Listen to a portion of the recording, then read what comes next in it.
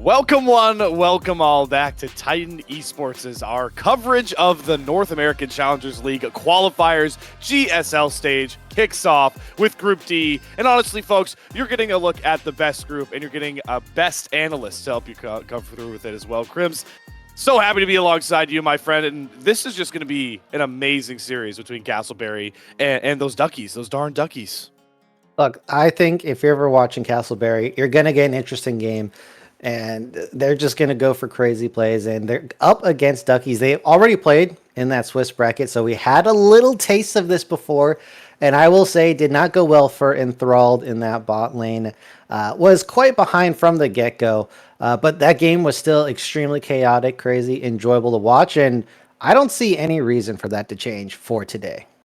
Yeah, and Enthralled is a guy, that has been touted as a really high-level 80 carry prospect in the North American scene. All you collegiate fans will be pretty familiar with his work at Northwood, making that, I believe, top 6 finish, actually, at the end of the day. It was certainly not expected, so he can certainly bring the firepower with this Duckies squad. But Castleberry, I'm glad you mentioned it, because this roster ran that top side, with Geiger and Aj in those solo lanes. That top 3 from Castleberry came in last OQ, last qualifier. They made this top 16 run into GSL, and then they upgraded. A lot of people call it an upgrade, Crims, with Azog and Pika Pika. And that's why people like yourself think this Castleberry org will make their first playoff appearance in the qualifiers.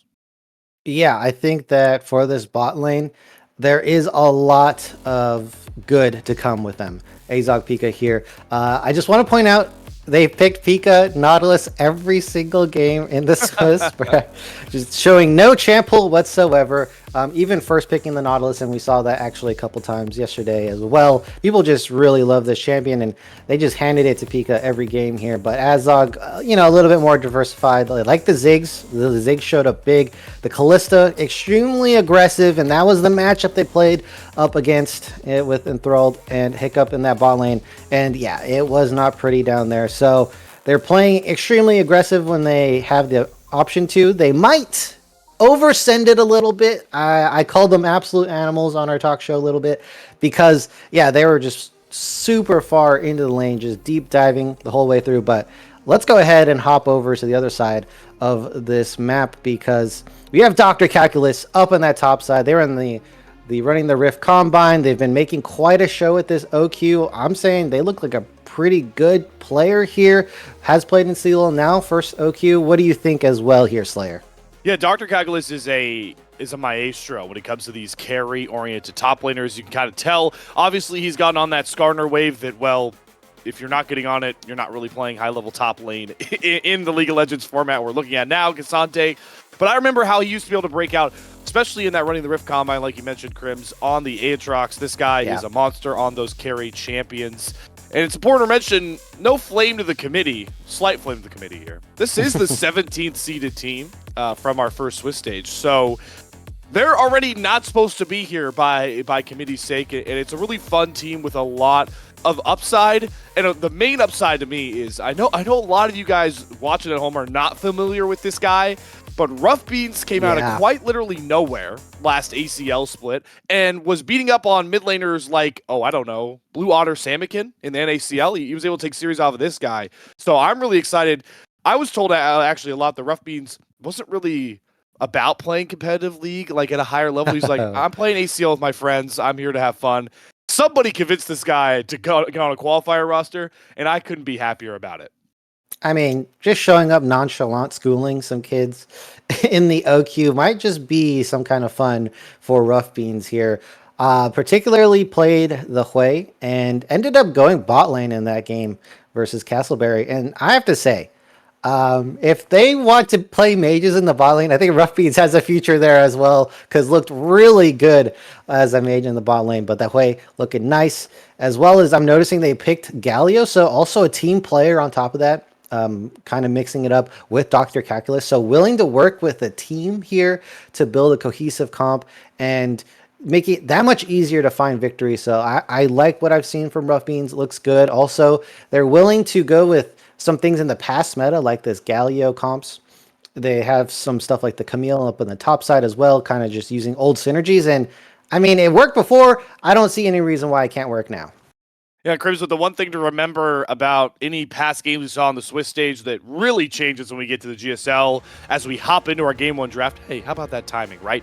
This is what Riot is dubbing Fearless. I'm calling it True Fearless. So all these champions, the fact that Pika Pika's only played Nautilus this entire time, that's out the window. He can only do that one time, or if the other side, the Duckies don't want him to play Nautilus, they'll pick Nautilus, and it's completely off the table for the rest of this best of 3. We are in that true Fearless format. Once you see a champion picked on either side, they will not reappear in this series, as we are already into picks and bans here. Crims, what are we looking for on the blue side here for Castleberry? Yeah, Castleberry, I think that we're going to see the Nautilus if it's not banned. I mean, is there any reason not to? Pika's been doing a great job on it. People have been opening up with Nautilus. I'm not a fan because of stuff like Braum, but I haven't seen Braum too much in the tournament overall, and Hiccup's really been favoring those enchanters. So either the Nautilus gets picked up here when we get an enchanter. Lulu's already banned, kind of actually decent into the Nautilus. It looks like it might be showing its head here. Otherwise, I mean, Hiccup's been showing the enchanters. Why not? This is a meta chalk pick right here, and it's really interesting to see how the mid lane pool has shifted. Everybody, including Aj, a guy who made his last qualifier run on those control mages, he's a great Azir player. They're all just going away. It's all about the marksman in the mid lane, and even the Duckies know it. So the immediate answer to the B1 Tristana is the Corki, and since those nerfs, Crims, I'm assuming you're expecting this to be that Triforce mid lane Corki. That AD lethality Corki is just not it anymore.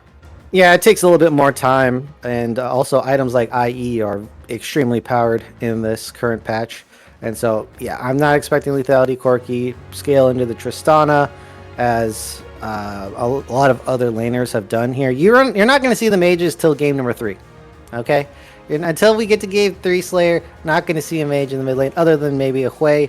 As we get the Renekton blind coming out from Geiger here. So this means champions like Cassante are out. You don't want to play the Camille. You might be interested in picking up the Aatrox, but you're still going to be losing early to that Croc in the top lane, as an early Renata pick comes out here. It does look like, from my point of view, Castleberry kind of all in, all dive. So while we're blinding a support here, it is a very good combo with the Callista, also removing the Callista away from Azog. But now CB have to adapt their draft, because this full dive, if they keep going down this route, completely going to be blocked out by that Renata. Yeah, I think that's a great call. I think that was a great, already early adaptation from the Duckie getters to try and punish them this dive. Geiger is definitely one of those players I think is known as a Renekton.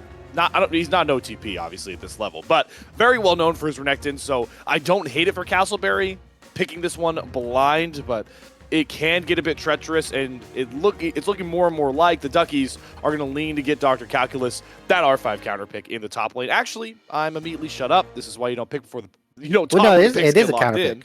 It is a counter pick. But my point was, I thought we were going to see a carry matchup. Dante is just that shrugs off whatever you throw at him at the top side. Yeah, Renekton still does win early, so they're going to have to look out for that. I don't know if they're going to spend time up in that top side. As another extremely meta pick champion comes on through here, it's going to be that Varus pairing it up with the Nika. This is a combo that we haven't seen too much of. Clyde has been someone that I saw play the Nika before, and we're getting a double range duo. This is something that you pick to counter the Renata. You're still going to lose that all in, but with the double range, you can basically poke out the Renata, and you have a really good chance of winning that lane. And you're reacting to this.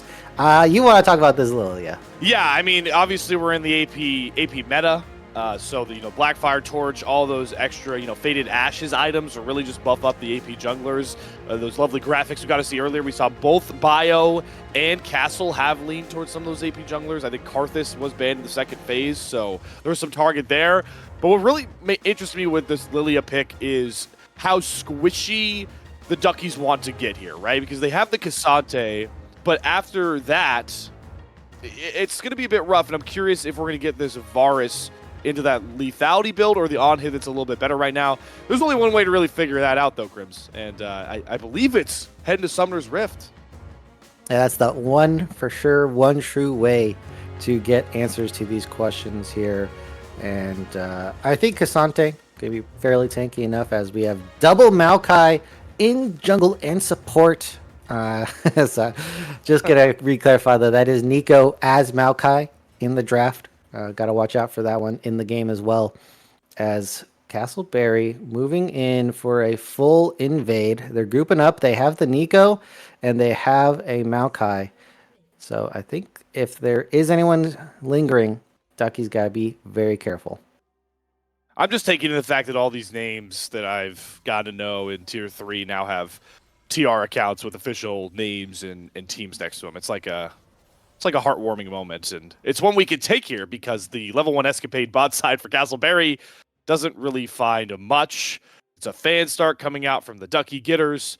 Not really too much invade threat when you are running a Renata and a Nico with two junglers, Crims, that we're going to expect to kind of look to mostly full clear. Both Lilia and Maokai rely a lot on their ultimates to get active on the Rift.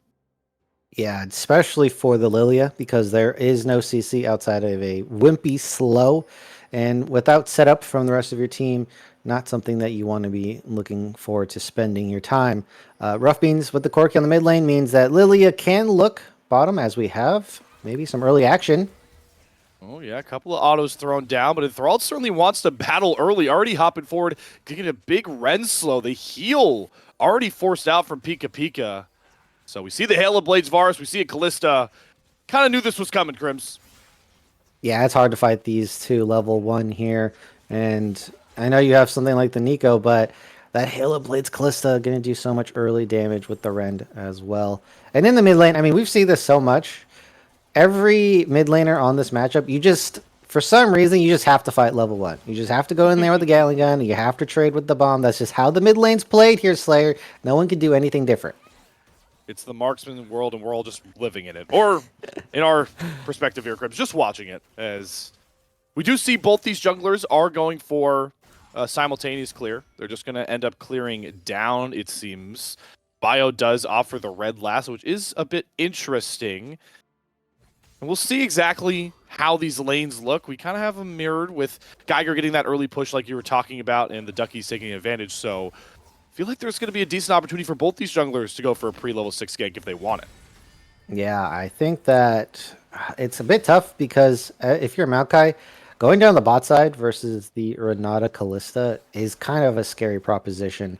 You kind of want to wait for them to get lower HP, wait for your bot lane to poke them out and land some skill shots here, which are currently not going in the direction. Yeah, good handshake there coming across from Hiccup. Pika Pika taking a lot of damage. Castleberry's still confident with that empowered piercing arrow. Azog could really turn this. It looks like they are waiting for Castle to slide over. He's going to skip his Krugs to potentially set up for this bot gank. It looks like he could go for a lane gank, as now the top laners are starting to knock each other pretty low health as well. Tension certainly building. Yeah, I think for the top side, though, a lot of top laners, especially in well-known matchups, they're just going to take that small L instead of going for some risky play here. And I expect, because we're in this fearless best of 3, that we won't be seeing anything crazy. If we do, though, I mean, this is going to be a great moment for either one of these top laners. Dr. Calculus, again, going up against the more experienced Geiger here. And so would be a great showing for either one of these top laners. Either you take out the new rising star, or you're cementing yourself as someone who deserves to be here, Slayer. And I think that's a good point to make, Crimson. Something we got to watch for going forward is, while, you know, Geiger's certainly been around the block for a while, maybe not at this level, but I've seen him playing in Tier 3 amateur tournaments for a very long time. Oz has spent some time, certainly, in the mid lane, really popped off last time round, and we already highlighted it. Dr. Calculus, this is his first time in a GSL stage game, and Rough Beans, his first time playing in an open qualifier. And they're going to have to be pivotal for the Duckie getters to pick up a pretty critical win in this Wild West of a Group D. Oh, invade coming in through. Wow, really well set up here by Castle. Geiger's going to slice and dice through. Not a ton of damage, though. Bio does seem like he is going to be able to run away. The Blast Cone not going to cut down the route enough for Geiger, but they do force Bio's flash out. Key Summoner down for the Duckies. Yeah, they get a flash. They don't expend one of their own. And very importantly, Castle still has the flash. So if we're looking for something, a fight in the future here, It's going to be that flashless bio that is going to be the target. They're definitely going to call it out. They have it noted, and that's something you have to look out here for Slayer.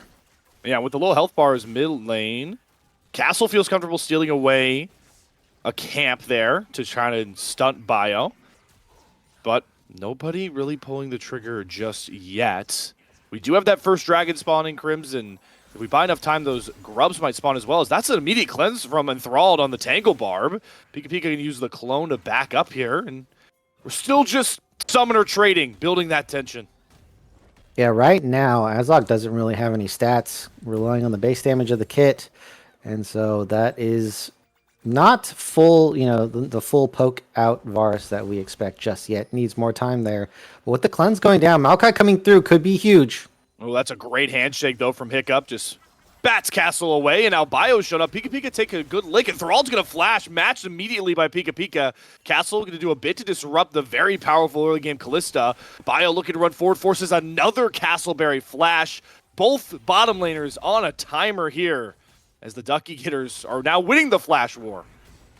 Yeah, this is a lot of small advantages being built up here, and Duckies find a great opportunity off their bot lane, and you can see they're very hesitant, right? If they get stuck in a fight for too long, they're going to have way too many spears in them, and they're just going to be ripped right out of them. That's going to be nice first blood to Enthralled, who, if you're looking for someone to carry on Duck, it's going to be Enthralled. Yeah. Ooh, but a steal for Castle. The rend, the smite, it doesn't matter. Castle goes in, immediately regrets his decision, has to flash right back out, and Enthralled is not going to let him get away with it. Flash forward, Rough Beans, and grabs first blood for the Duckies, but Oz just hopped in like an assassin in the night to find 2 kills back for Castleberry. He's getting all the reset he needs, and he's going to hop right out to make it a 2-for-2 swing as Bloodshed hits Summoner's Rift. Yeah, you could see Azog was going for that, knew that Aj was coming from the mid lane, and said, you know what, I'm going to give our mid laner 2 kills right now, and kind of just went for the heroic sacrifice. Ends up evening out the play, which, I mean, was looking heavily in the favor of Duck, and the fact that it ends up even is a little bit of an outplay for CB, despite the fact that, yeah, Duck did get that first blood. And now that Dragon Steel, really the only thing splitting. Well, I guess it's kind of even, right? Because Castleberry get the Dragon Steel, but first Blood Gold going the way of the Duckies is Rough Beans going to get the slow from the hop for Aj. But Castle, yeah, you don't want to take that twisted advance under the turret, so it's just a puffing of the chest. Yeah, just trying to get that push out for Chasan to buy items. And let's take a look. With those 2 kills, I'm expecting we're going to see quite a boost in the damage. Went for the call, both mid laners saying this is going to be a farm fest. And it is opportunity can be picked up there. Sorry, it's not opportunity. What is that? That's the pre-opportunity item. Yes. Also likely building into a Kraken Slayer, which makes a lot of sense. Is okay. Dr. Calculus pops his ghost. Nope. Just going to back off. Both junglers were topside. So that means Pika Pika and Azog can get some very important pressure onto this turret. Grab that first plate. You're going to see why Dr. Calculus decided to roll out this Cassante so early. Pivotal in a win against Tile with it. Yeah, looked really good on that one. Definitely more fan of the mechanical movement around champions here. Camille, Aatrox, Cassante. That's a handshake, immediate Chains of Corruption. There is the Fate's Call that falls just a bit short. So, a little bit of rust for both of these bottom lane squads, Scripps. That's one of those solo queue moments. That's kind of a solo queue moment right there. But hey, they are looking pretty good in that bottom lane, regardless if that ult didn't go their way. And Azog also doesn't have ultimate, so I think that's going to be acceptable gameplay here. As with that grub take, it's 2-1. I don't know if we saw that one, Slayer, but CB didn't get the full 3. No, not just yet, but they are getting a big Maokai ult from Castle. Hiccup's going to get rooted. Drops the hostile. Oh, nice great dodge. Twist advance from Castle to dodge it out. And the piercing arrow from Azog is going to find the first kill. Here comes the pop balls, and Pika Pika going to grab 2 as Enthralled's getting chunked down. Aj is hopping into the middle of 2 Duckies, and he's just roasting them alive. It's deja vu once more. Aj is running rampant in the bot side jungle. He grabs his second double, and he's going to hop right to safety. Rough Beans can't find the trade. And Castleberry eke out another close skirmish win. Bot laners can't catch a break in this one. Slayer. Mid laners are just raking all the gold while everyone's in the in the slums fighting it out, trying to get every bit of gold. Mid laners come through just raking it all up, easy peasy. And Aj, this is a great start for Tristana, and I imagine we're getting oh so close to that Kraken Slayer. Huge damage spike, and if we see team fights with the Kraken Slayer, we're looking for huge power coming out of him. Huge roots coming down the bottom lane. Again, his Hiccup nearly gets chunked out by Azog. Has to run the different way. Tangle Barb's going to land onto Enthralled, who's got to juke his way out. Uses the slow coming across from the E. But, man, are they poked low, man. A heal check, even though the arrow goes wide. And this Castleberry bottom lane certainly doesn't seem too much in the dumps. Yeah, they had a bit of a rough start, but nice bounce back. All of the skirmishing and chaos has benefited them. Azog was up in CS the whole time, though, and it looks like this is going to continue with plates on top of that. Two grubs helping out just a little bit. And with that, first items coming out on the 80 carries, double lethality as expected with the Halo Blades. And Azog might be getting down to 3 plates, actually. That's another one going through, and I mean, I know it's nothing flashy, nothing big in the bot lane, but it just looks like this is some really good bot lane gameplay from CB. Yeah, the reset, though, going for that last play does kind of hurt. The wave's going to make it, though. Yeah, it does hurt the setup for the Dragon, I feel like. I know the golden rule is, what, 40 seconds you want to reset? It does give us some time to look at that latest bot play. And keep your eye on Pika Pika coming out for this one. Yeah, this ended up being huge with the double, and they just didn't have enough flashes to get away. Ends up getting that into the root, and this is where Aj just comes in and says, these are my kills. Picks them up and is going to be able to get out of here. Rough Beans, although we're talking about Aj because it's just been a little bit flashier. Rough Beans has kind of been doing the equivalent on the other side, showing up a little bit early, getting the damage down. Is just not as flashy as Aj because of the champions. That's a lot of damage on Azog. Lethality items cheap, and boy do they hurt. Exactly what Thrall just showed out there with a 4-spear rend. That's pretty powerful with this Dragon on the Rift here, and the Duckies certainly want to even that count. Yeah, this is going to be a way to stop the other team from snowballing here, as it is an ocean, so not the best Dragon. The CB setup, they're trying to play through mid lane here. Azog's still super low, but can play with that range. Could be that utility that a lot of 80 carries can't offer in these situations here. Dr. Calculus has roamed down, but there is no TP. Geiger can just get free plates on the top side. And this is where, as a top laner, it seems small, but if you just let the enemy top laner get plates... Oh, Azog? Oh, good jukes. Has to flash the hostile takeover, but fancy footwork at least keeps him alive. I like that point you were making, though. We can see already that Castleberry maybe prioritizing a gold lead a bit more than Dragon stacking, giving Geiger that free time on the turret. Yeah, if you really want Renekton to be ahead. You want to just get enough gold to get in front of Enthralled here. But with the Black Cleaver, should be able to just slice up this Cassante. And giving the enemy top laner plates while you don't collect anything, it just makes your job that much more difficult on the top side for Dr. Calculus here. And it does seem like, I mean, they are playing Cassante, but this is a very bot-focused game from both teams here. Except for the Void Grubs, that's Castle's department here. He picks up 5, so they're going to get 2 Void Mites coming out constantly. You can see Aj knocking down those turrets already. And this is certainly where you favor the Tristana side of the marksman mid lane matchup. Is this Tristana can just shred turrets with those Void Mites available. Yeah, and plus you have the Kraken. Corki does not have it. Rough Beans is just going to have to wait it out to get an item and then start competing. Has farther range, right? So that's when you start being able to use the rockets as well. As Pika just playing with fire a little bit, wants to get this vision down. And with no turret falling just yet, we have a Rift Herald up. It looks like this is all to CB, and this is due to Geiger and this matchup. That Duck, they opted into this matchup. Yeah, this is their choice. And their choice is starting to cost them structures. You can really see how Castleberry are prioritizing knocking down turrets early. Geiger gets that first one, that first big turret gold, and it's not going to be long with Aj's push going. They should be able to knock down that mid turret. However, Rough Beans does return to lane with the most expensive item in League of Legends, the Triforce, so should help to clear waves. And we'll see without that turret if Castleberry want to overload even for a potential gank on Dr. Catalyst. It looks like they're just content taking every single void environmental monster that's on the Rift. All right, zoning all coming through. Ooh, okay. Pop Blossom hits 2. Hiccup is trying to take up Turret aggro, and Thrall does get rooted, gets the bailout, but can he find a kill? No. Aj's teleport comes through first. Bio is ransacked as well. It's the solo lanes for Castleberry bailing out this dive. It's a double kill over to Azog. And Rough Beans just can't get down there in time. The numbers game holds strong for Castleberry unless Rough Beans can jump off the wall. Aj is really low. One more out of that Buster shot knocked both solo laners from the Duckies out and away from a big shutdown. They still look like they want to tussle, and Castle's certainly going to say no. Good unstoppable form. The double root still comes across. Big knockback. Dr. Caglis is solo. Azog goes on a killing spree. Rough Beans has to run for his turret, and he'll be the only survivor as Castleberry are really starting to roll.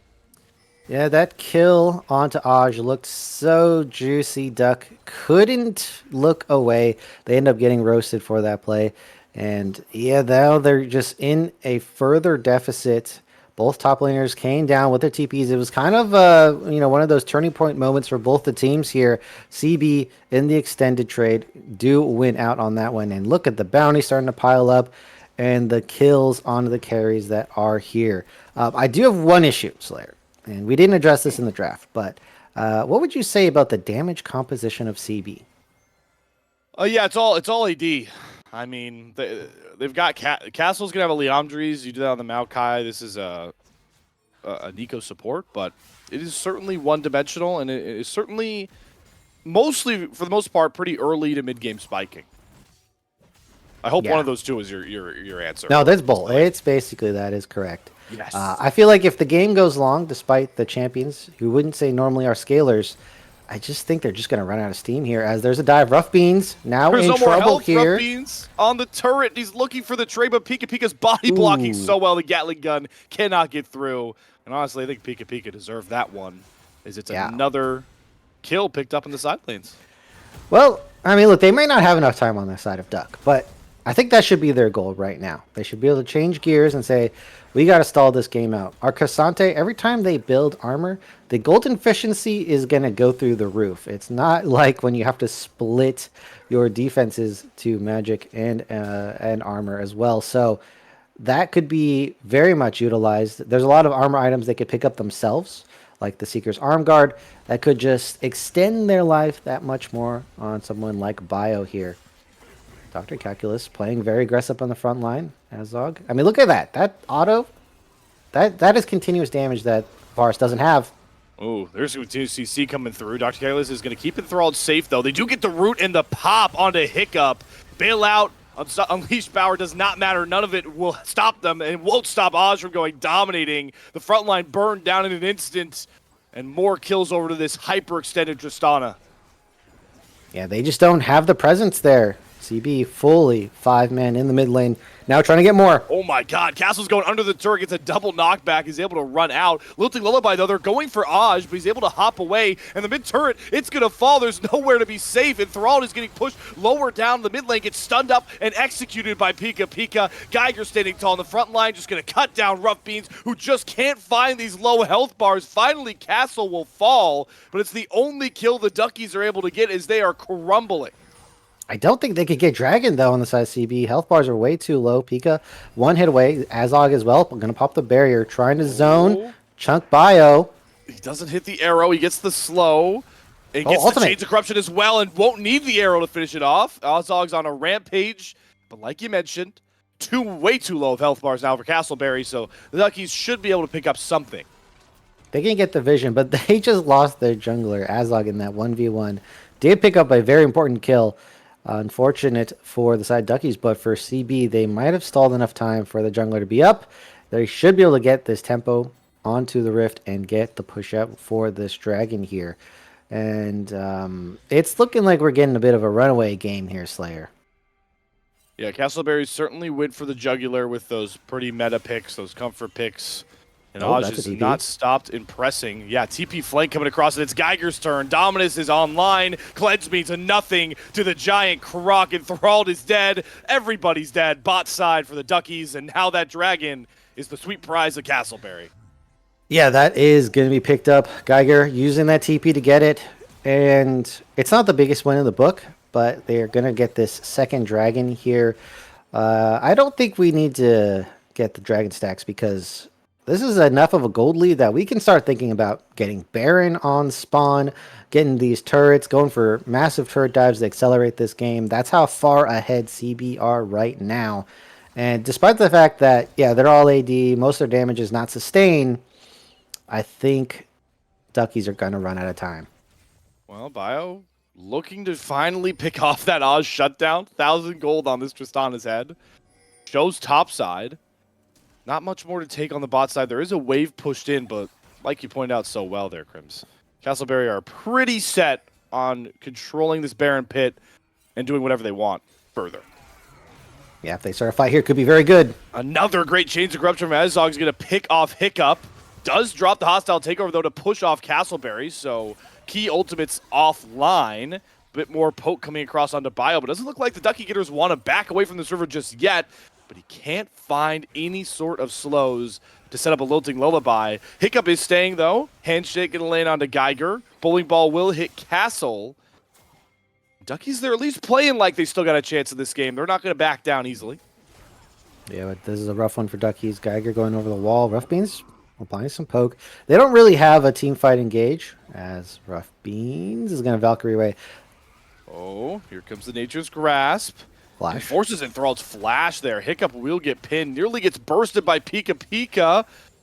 Geiger's dominance will turn off, so that's another power spike for Castleberry that's not available. But I think everybody's just going to walk away with their cuts and bruises, unless Bio makes me eat my words. There's the lilting lullaby onto Geiger only, who slices over the wall. Bio cannot follow him, now going right into Aj's face, pops the Zonias. There's the Pop Blossom, though, from Pika Pika, and now the Duckies are all sent packing back to the river. Dr. Cagulas will find one on the trade. Good flash from Aj, but he will finally get shut down. Low health bars. And I may have spoken way too soon. All out, a ton of damage available. Bio flashes forward to find a double. And the Duckie Getters get exactly what they came for in the mid lane, 1,000 gold back. And Sator I might need a replay to see how the heck did Duckie get that situation to happen here, because for everything we've been talking about, CB should have won that last fight. Dead to rights. There should be no way they lose that one. And I think they just took a step too far, which is a criticism I've had of CB. They did burn so many resources out from Duck in the last like 2 to 3 minutes. And then when they go to capitalize, it kind of just falls flat. They didn't reset for quite a long time. They've lost a bounty, but I mean, look, they're still in a great spot, Slayer. So they made a mistake. They've had a bit of a trip, but they should be able to recover. There is nothing that is completely lost. And so we'll see here. So, I mean, Bio doesn't even have the ultimate. Aj is up in front, delaying the poke down. And yeah, they land a very good ultimate on the Nico. Yeah. Enthralled is going to go down. So it's just the Cassante effect. Aj stepping too far, and there we go. I think that's the key issue right there. Aj kind of going for the continual highlight reel. At this point in the game, Slayer, you kind of just sit back and lay down the damage, and there's no way you lose. Yeah, especially with Tristana's range just leveling up as the game goes on. The big thing to see there, it reflects in the items. Bio, another one of those late game threats. This Lilia, the only AP threat for the Duckie Getters. Got a huge gold injection, a double with one of them coming 1,000 gold forward. Now sitting at about 2.5 items. Has the Zanyas done as well with the Blackfire Torch. Bio could really open this game back up here if he could find those really good flank angles for those massive lilting lullabies. And also, Dr. Keklis now on, what is this, 4 armor items? Yeah. Let's see the armor here, as it looks like a Baron is starting to be prepped and started. But Dr. Keklis does do damage as well, so is a threat to be sure. If Dr. Keklis gets onto Aj, Azog, there's not much they can do. There's not much damage being on this Baron, because Aj can't get to the pit. The main chunker of the Baron Geiger on the flank. Twisted Fans coming across. Geiger is looking. That's a good handshake, though, from Hiccup. Does get a face call away from the Chains of Corruption. Really good ultimate usage here from the bot lane for the Duckie Getters. And now they're looking to push the tempo. Geiger and Castle on the retreat. Everybody from Castleberry not wanting to step up to hold the river control. And those damn Ducks, Scrims, they're still in this thing. Yeah, the Renata ultimates are vital right now. It just completely stops CB from dogpiling in onto the squishies. And they've been able to fight back quite a bit. In that last fight, Pika almost just dies to normal auto attacks. So you can imagine that that could go a lot worse. Man, the poke is starting to get a lot worse as well. Geiger taking a healthy chunk. There's the pop Oh, blossom. They enthralled. do have enthralled pin, and that's an easy pick. Azog goes dominating. The big AD threat for the Duckie Getters down.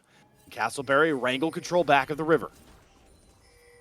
Yeah, they're trying to make their way in, but they're getting funneled. They're in trouble. Chains of Corruption, it's on Dr. Calculus, but how much brunt can he take? Not a lot. The 3-item Tristana melts him.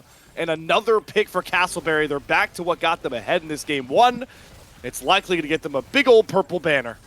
Okay, they have restabilized this game. CB now going to pick up the Baron, and this should be what is going to land them in that game-winning situation. They're giving up a dragon, but honestly, I stopped caring about the dragon like 5 minutes ago, Slayer.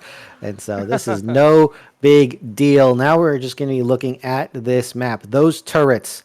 Can Duck make some sort of defense and defend these tier 2s? Because if they go down, I mean, the gold lead expands and their defenses will crumble here. We have a 4-man into the bot side. Meanwhile, Geiger going to back, has TP, and Rough Beans has got to get out of here. Yeah, he's got...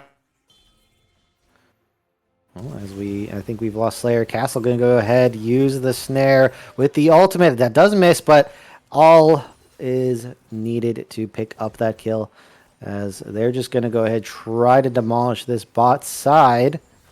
And Pika's working their way around into the jungle here. First tier 2 is going to fall. Top side, Enthrall has been clearing waves, is going to make their way for this defense, and they just don't have enough manpower now. Aj on to the next turret, as they're going to be moving on to this inhib. I think I've returned. Hello? Am I back? Yeah, Slayer is loud and clear. Okay, Discord loves to do this to me every time, but there's no time to talk about it because, like you mentioned, Duckie's base is being, well, is in complete peril by this point. The bot inhibitor totally gone. Interesting to see the push Crims from Castleberry. They wanted to go bot side first, so now that they can group up and try and knock down this mid turret. Oh, Dr. Caplis. Oh, man. Again, the Chains of Corruption hold him down. The damage is enough for the rest of Castleberry, and the one frontliner for the Duckie Getters is down. That's got to mean this mid inhibitor turret should fall soon. They'll clear out the next wave, though. Just the cannon minion remaining, but not for long. Yeah, what is a tank, Slayer? What is a tank? The mixed damage coming from Azog proving vital, as well as the slice and dice and black cleaver of Geiger. And there is 2 inhibs, and this is usually the part of the game, you know, if we're going to make a wrestling analogy. They're pinned. Duck is pinned right now, and they are moments away from losing this game. They're already having enough trouble matching these waves, and with 2 inhibs, going to be that much more difficult. They don't have the best wave clear in the world. Rough Beans has their job cut out for them here, and this is a 11k gold lead here, Slayer. Yeah, it's a rough spot to be playing, especially some of these champions too, right? Callista behind is a brutal spot to be in as well, with as that main AD threat. Enthralled has had not a lot of fun trying to position in this one. Is a bit of a death brush from Rough Beans, just isn't enough to get Pika just yet. But they're certainly fighting. They're not going to let this triple inhib come easily, or the Duckies. Yeah, I think that right now they are on some key champions that they want to win with. I'm thinking Cassante for Dr. Calculus. You picked it here in game number 1, and I mean, I feel like it's a huge loss to not have Cassante in the next game. So try to give it your all here. Try to defend this. Try to get a win on a prized pick like this. You talked about the Duckie Getters don't have a lot of good engage, and they're getting engage thrown at them. Twist, Shades of Corruption dropping down. It's a flash forward. Geiger wants to get to Bio. Pops the Zonias. The Pop Blossom hits 3 once more, but is Pika going to be Sacrificial Lamb? Will fall to Rough Fiends. Bio gets out. Geiger drops off the Dominus. It has to be Azog looking for these angles, but he's getting rooted. He gets handshakes. Hiccup is able to flash out, but Dr. Calculus will finally be cut down, along with that 3rd inhibitor. And now it's not champions you're fighting, Duckies. It's the minions that are just pouring in from all sides. And Oz is going to execute your jungler. A 3-shot in an instant. He's running rampant with the resets. A quadra kill, a pentakill for Oz in his first GSL game of summer 2024. Castleberry take game 1 in style. Castleberry proving to be very dominant in their first game here, Slayer. And I have to say, Aj, looking spectacular on the Tristana. We're not going to see that beauty again. That will be sealed away for another game. But, I mean, all that bot lane play, and I was talking about how the mid laners were raking it in, and Aj certainly was picking up multiple double kills in those early game skirmishes.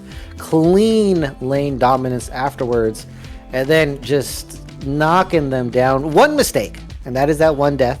That is the one thing you can criticize from CB. But I mean, other than that, it was just exactly what you want to see if you're a coach. Yeah, Crims, I just can't believe that was a penta opportunity. Maybe I'm washed at tracking the kill feed in League of Legends now after my weekend off. But yeah, I think you said it well. Aj's Tristana is certainly just out of this world, and it's great to see from a guy like we talked about for game 1, was really well known in the qualifiers for, you know, control mages, being able to position well on those, his laning ability, and now it feels like he's unlocked a new gear with a much different type of mid lane style. Yeah, certainly. I think everyone from CB has that dog in them, right? They're going to go in for that dive. They're going to go and pick up these kills. You've seen it from Azog. You've seen it from Pika. They're just not afraid. The no fear coming in is proving to be vital in picking up these wins and these dominant performances here, Slayer. Well, one dominance performance is not enough to get you home here in Group D of the GSLs. This is not the Swiss stage. And like we mentioned earlier, folks, this is your true fearless. So every draft just gets even more and more spicier. But we're not there just yet. We're going to take a short intermission on the other side, see what exactly the plan from the Duckie Getters is to take this series the distance, or if we're getting home early with a Castleberry 2-0. We'll find all that out and more after a short break.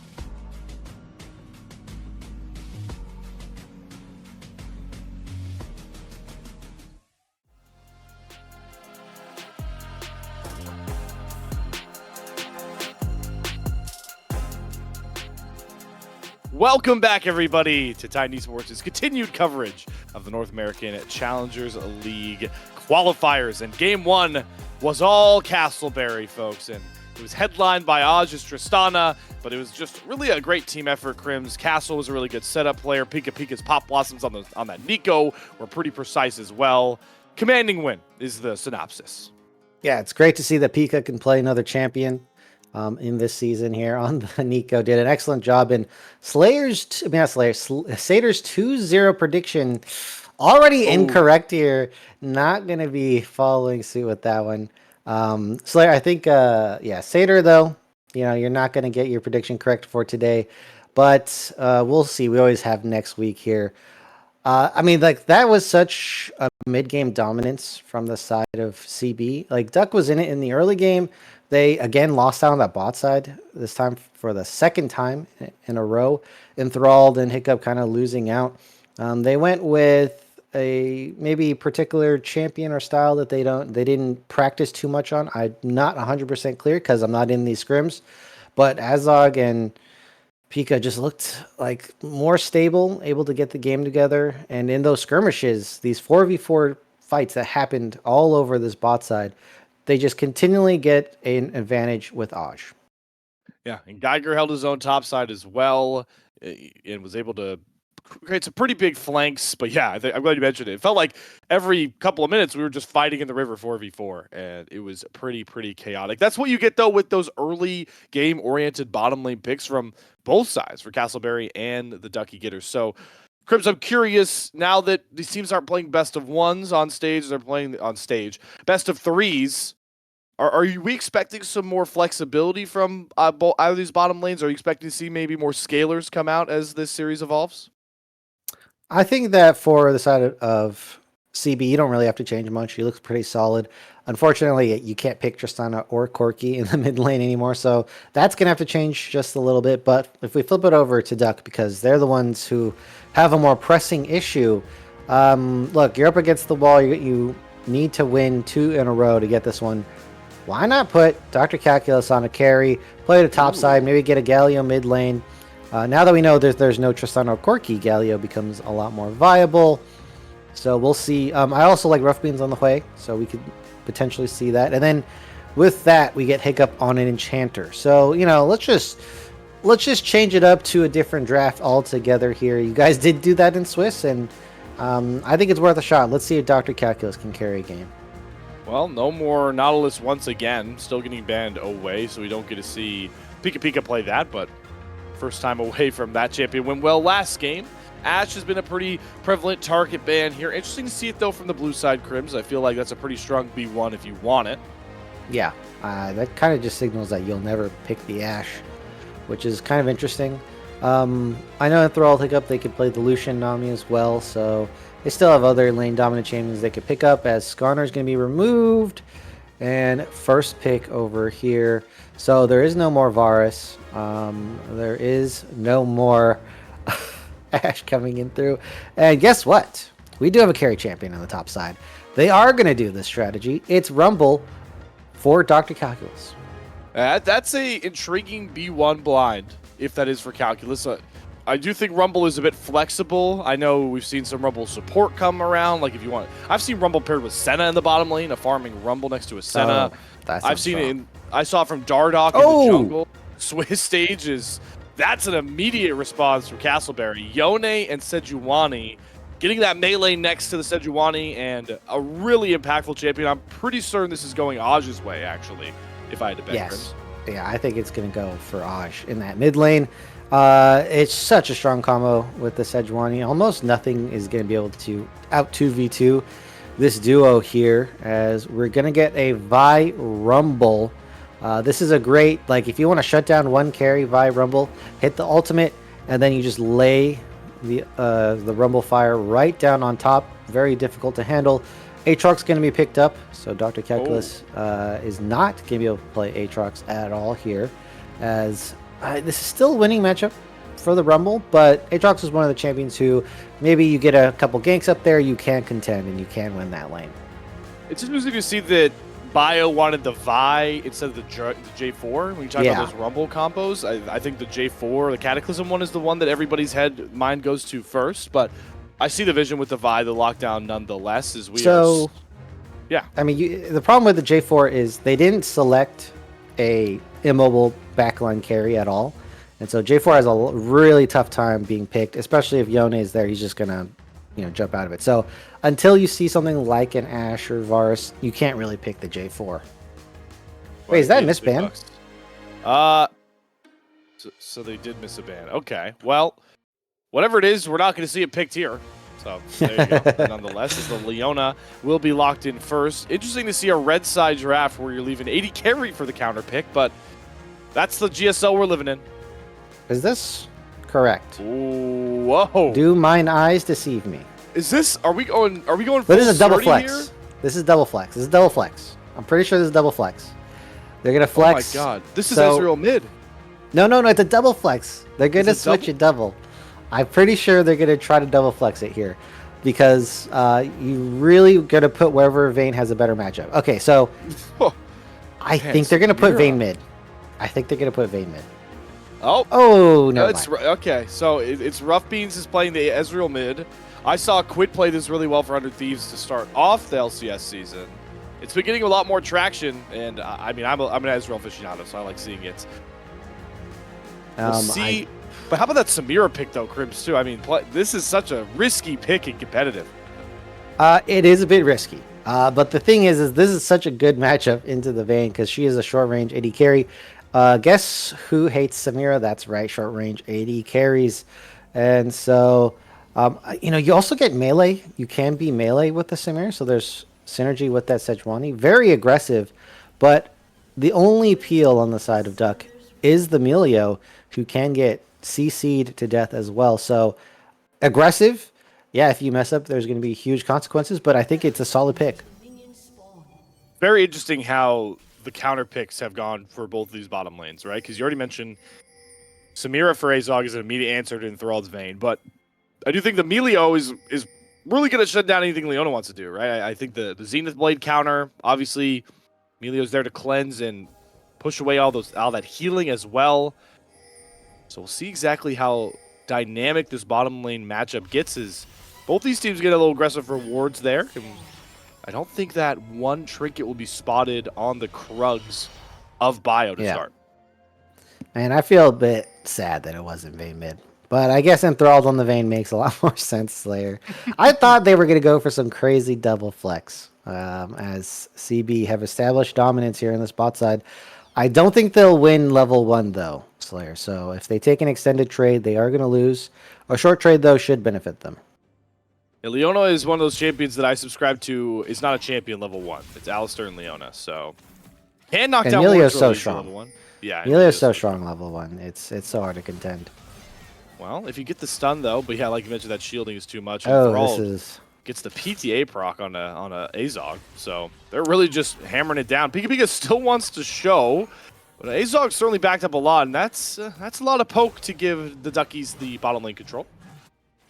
Yeah, they're probably looking for more of a level 3, so they're going to wait for the bounce back. And yeah, Emilio, surprisingly tanky level 1 because of the shields, and also just provides more damage than Leona, so CB have to back off, and so they're going to look for an opportunity elsewhere, as Castle is pathing down to that bot side, something that they are going to have to be looking at, especially with a champion like Melio. Might be forced to burn Flash, could be a first blood, as on the opposite side, Bio pathing up towards that top side for the Rumble. So I think both junglers here, they're pathing towards the right lanes, and this could open up a plethora of opportunities for either team to get an early game advantage. Enthralled has already had reps on that Vayne in this very qualifier sprint. But this is the matchup that I find so intriguing. I mean, in what world would you have ever expected an Ezreal to be matching up to a Yone mid? We'll have to hold that conversation, as level 3 dive could be coming across onto Geiger. Big wave does dodge the Vault Breaker. Aggro pulled there by Dr. Cackley's good flash away from Geiger. Will take the Ignite off. Wait, and Bio nearly falls to the 3rd tower proc. That's red buff doing you dirty right there, Slayer. Like, Geiger was just in range for the fire tick to get the aggro, As bot lane, there are level 3 on the side of CB. They have to play carefully here. They know Castle's down there. Yeah, that dive could have went a lot worse. Geiger playing it very well. Oh, look at the sneak around, the wraparound from Castle. Yeah, Pika's going to flash, get the stun onto Enthrall. No cleanse. Melee burns the flash, but the second stun will sing through. Oh, the heal. One more auto, but Enthrall escapes. Flash forward for Azog, dashes out with Hiccup. It won't find the trade unless it's a flash forward from Hiccup to find it. Castle will fall, but it's going to set up a double kill onto the Samira. Traded kills. Oh, it's an execute. It's not even a trade. Not worth. Not worth. I know you killed Castle, but giving another kill over to Azog is not what you want to be doing right there. And this was just setting up a Samira dominance who has seen a rise in the meta. Nice trade from Rough Beans here. Rough Beans really trying to use his range well. You gotta respect the spirit form though from Aj. Certainly using that arcane shift correctly, but yeah, back to what you were saying. I mean, Samira can just take over the game. The junglers are going to brawl a little bit here. Castle looking for an engage. Geiger wants his revenge on a bio. He flashes, but he still gets stunned up. Trying to run away. Castle will chase him. Top laner is going to shrug it off and try and hold each other at bay. Bio gets a good shield, but it's not enough. Castle picks up the kill, but Dr. Calculus is looking for revenge of his own. Geiger, summonerless, really low health bar, does not have the dash available. He's just trying to eke back towards his turret, but the flame spitter might be enough. Good dodge on the Q3, but he gets pulled back. The turret aggro. Castle turns it. And this top lane is looking rougher and rougher for the Duckies. It's an absolute disaster as they are now finding losses in the top and bot side. And the one point of strength is supposed to be this Rumble, and that's going to be a lot of CS missed here. Huge wins for the side of CB. And the Sejuani coming in super clutch with the early stun strength and utility from that champion. You know, this is exactly what you want to see from a Sedge. You're going to be providing that tankiness, but the early game skirmishing with your laners is just so strong, and CB are flexing that quite well. And they have a serious carry threat in that bottom lane if Azog could just take over. Certainly, would you say, Samira, you know, if you stacked up all the AD carries at their height and power, is Samira just the most sheer damage from the marksman role? I think it's got to be in that combo. I don't know. I don't know. It's tough to say who had more damage. I think the first iteration of Zeri probably had more damage. I'll be honest. Okay. But Samira does provide that just team wipe ability that a lot of other champions have lost these days. Well, it looks like it's going to be a duo wipe. That's a great kickball, though, from Hiccup. So we talked about with how this Melio can counter the Leona, and Azog has to take an unfavorable trade, and Thrall has to be careful how far he wants to push up, though, and does have to commit the condemn. Oh, Castle's just lurking on this top side.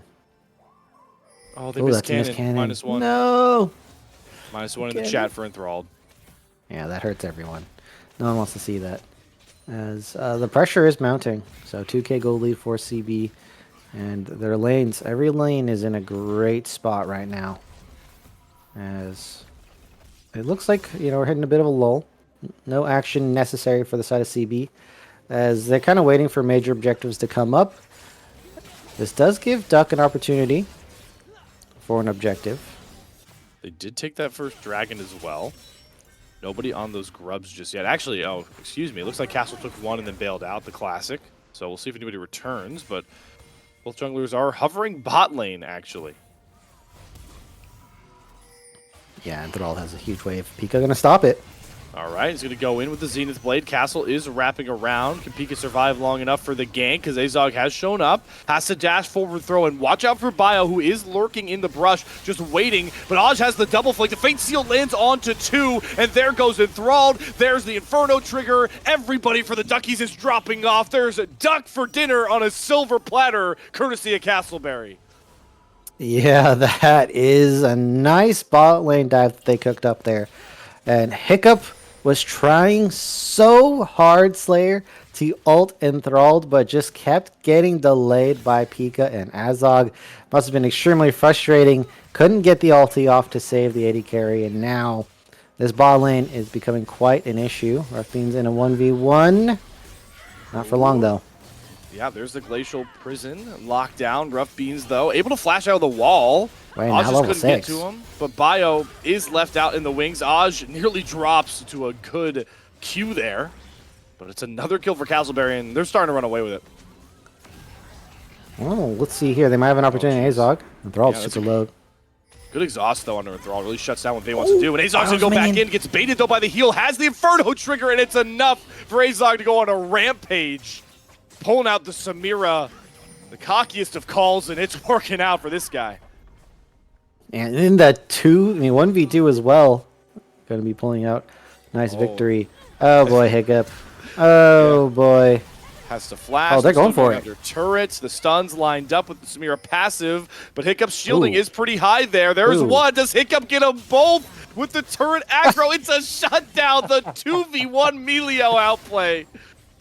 Oh, man. Azog and Pika are absolute animals. Oh, boy. Well, they do it again. They just keep pushing the issue. Giving over the kills to Hiccup is honestly not an issue. In a way, it's a good way to dump your gold onto someone if you had to choose, but boy, oh boy, was that funny. I'd like to shout out our lovely production team, by the way, for throwing up that graphic that literally proves what I said wrong. It's apparently Aphelios is the right answer. We were both wrong, Crims, to the most sheer damage AD carry in the game. Ooh, that makes sense with the ultimate. Yeah, I've seen that many times. I don't accept it. I have to be. That was the right. peak 200 years. You Yeah, can't be wrong. Oh, okay. I mean, you have a rough life ahead of you. No, Aphelios on release was probably the most sheer damage. I mean, those Infernum Moonlight Vigils were 1v5 on their own. I will agree if Zeri on release is the most PTSD. Yeah, I'd agree with that. I would. Yeah.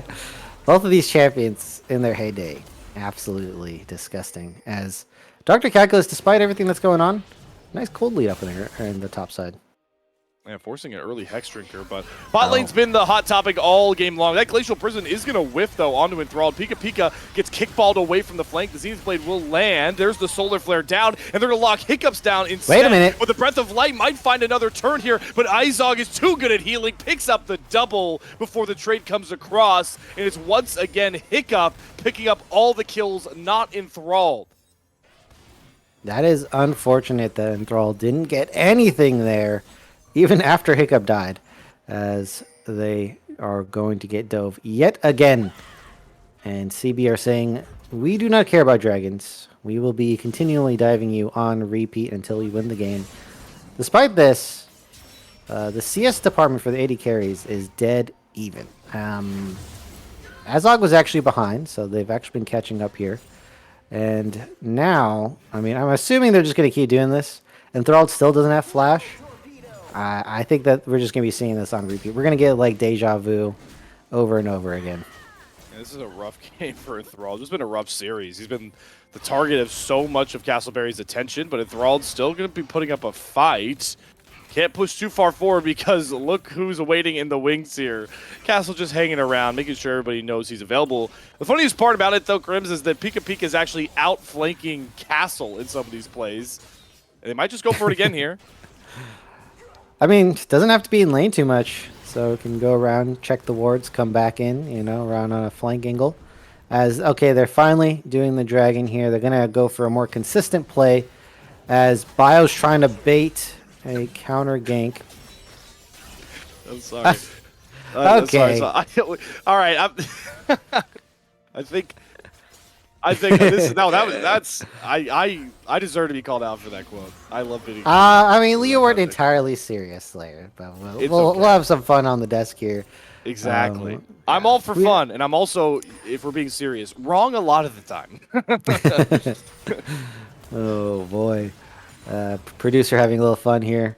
As again, all right, look, I said we're gonna get a bit of deja vu. Yep. Oh, he dodges into the Glacial Prison, forcing the Breath of Life out early. Azog, though, does pull turret aggro. Pika has to drop it next. Oz just teleport in here. Bio is here as well. Does he commit to cease and desist? He's looking for an avenue. Rough Beats poking over the wall, but there goes Bio. He's already down, and now it's Rough Beats' turn. Eats an entire Inferno trigger. Castleberry, they just can't do wrong ganking this bot side of the Duckie getters. Yeah, they are just continually on repeat, broken loop, whatever you want to call it, down here in the bot lane. Duck could play towards the top side for Dr. Calculus, but they just want to keep fighting fire with fire here on the bot side. God, Oz nearly executes Enthralled there alone with the Spirit Form, a callback. He likes his odds in the 1v2. Keep in mind, he hasn't committed Fate Seal just yet. He's holding it, wanting to see if somebody will overstep. There's no Breath of Life to bail out that big knockup. Maybe that healing will do enough. Oz is now going forward with the Spirit Form up, but maybe the healing for Enthralled is enough. Is it? No. Oz says no, resoundingly with a rampaging kill.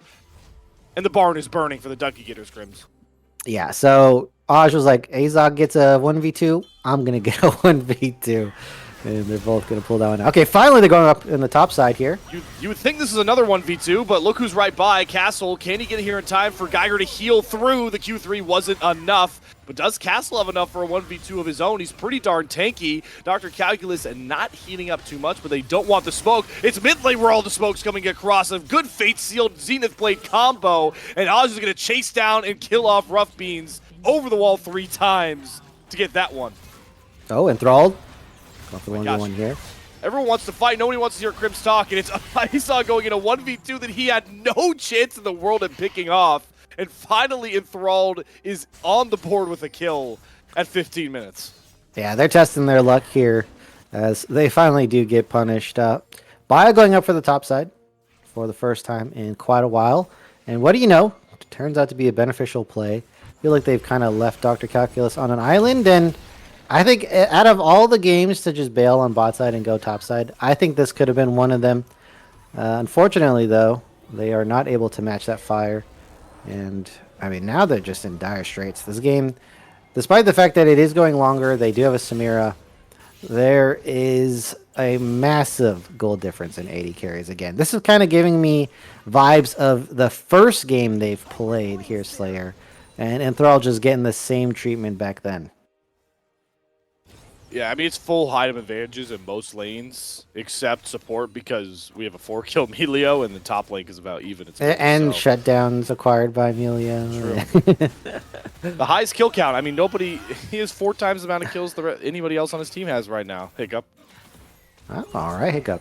Let's see Melio carry. Probably not going to happen, but, you know, could bank on that. Castle going to clear some vision. So, how does Casper lose this game? Well, they do have a tendency to keep diving Enthralled, so let's see this. All right, yeah, they're going forward again. Let's see if they get the stuns down. Enthralled uses the invisibility for a second, but it actually baits in Hiccup to eat a Fate Seal to the face. Hold on, the Rough Beans is now getting jumped up, but Acehog is now the one outnumbered to make it at least 1. And a trade might just be good enough, but it does open up the mid lane for the Duckies. Okay. Well, this is getting into some very, very heavy abuse territory. Yeah, Geiger teleport flanked for this play. Pika Pika lands the Zenith Blade, and Bio says, all right, I'm dead. Run for the hills, Dr. Calculus. All right. Okay. Okay, guys. This is, you know, this is a rough one. Duckie getters being turned into Pecking Duck right now. Absolutely getting flayed and not looking pretty out here. I do think CB kind of playing around with their food. Let's just go ahead. Let's get these objectives down. They finally got some turrets. Starting to pick those up. And I'm hoping they do a 20-minute Baron here. Because, yeah, I really don't want to see them just try to continually go for 1v2s on Enthralled. I've seen enough of that already. I don't know. Is 6 times enough? We'll have to find that one out. I do think a Baron Rush is really easy with Castleberry's team. I mean, you have a Warmog, Sejuani that's ahead, a 2-item Samira and Yone. That thing will melt, just like the health bars of Duckie getters will melt if they stay in this mid lane for a bit too long. Doesn't look like Castle wants to commit just yet, but like Crimson said many times, this Castleberry bottom lane is complete mad lads, so look out for Pika Pika. Yeah, Azog could just go in, do something crazy. Gordo, wow, we're giving Gordo props on this stream? Yeah, no, I don't know about that one. Let's pick a bad prediction from Gordo. Can we get that on stream? Let's falsify his prediction on stream. He did say Nightblood Gaming was going to win, right? So we could put that one up. We have that I didn't also say that one. Oh, whoops. Oh, look, you're gonna have to take a hit here, Slayer, but you are Yeah, also correct. going to take down Gordo one notch. I think it's worth it. Take one for the team. I adore Gordo anyways, so it's all jokes. What isn't a joke is the state of the game for the Ducky Getters. As, oh my gosh, is Castle looking for it. A great Glacial Prison onto Hiccup. They get the slow. Enthralled's nearby as well, and Vayne does chunk those tanks, so for once in this game, Crims, they don't go all out for a pick. I think, yes, CB very confident, and that was veering into overconfidence territory, but they do pull it back. They are playing an official game after all. And they're officially going to the top side finally for one of these dives. Bio getting hounded. Rough Beans trying to kite back. Flash away. Vault Breaker over the wall. That was a little stylish. Don't know if it was needed, but nobody dives from the Ducky Getters. Oh, here's the 1v1 we want. Enthralled versus Azog. Hiccup's making it uneven. Is it enough to overcome the gold disadvantage? It is. Enthralled gets another kill on Azog. And Dr. Calculus is churning down onto Geiger until every Q3 hits. The sweet spots come across, but the Flame Spitter is better. Super hot fire. Ducky Getters pick up some key kills. Dr. Calculus laying down the calculations, picks up the kill on Geiger. And, you know, I don't want to be the one who's, like, too critical here, but I have to say, like, why didn't we play to Dr. Calculus, like, 10 minutes ago? Like, this is a good matchup.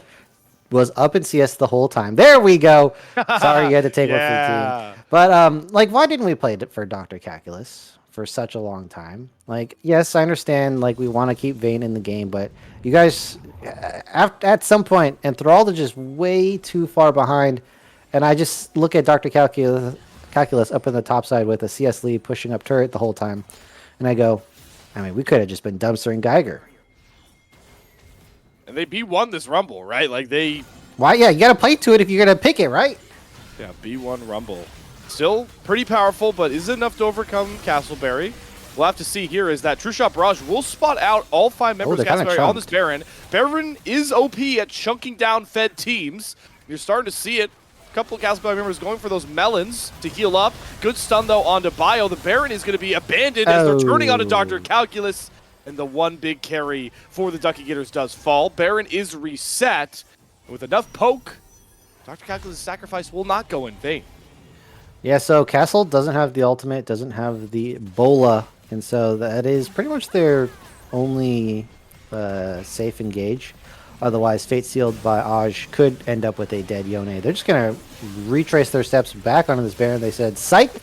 We're actually going for it here. 9k, 8k. Have to be very careful, though. Double pink warded up. Bio is very aware. Hero steals happen all the time in the GSL, but it doesn't seem like it's going to kill here as the Baron is abandoned. Enthralled is cutting down the line of Castleberry on the side, but Bio will fall. Enthralled kites back well with a good cleanse from Hiccup. Still able to get away from Castle with a good shot of the Blast Cone. And it's another rinse and repeat here. Trade one member for a Baron reset over and over again. Yeah. You know, I think CB kind of a little bit chilling a little bit too much there. They still have to play their comp correctly. Like, you have Aatrox, right? Aatrox, you want to put on the flank.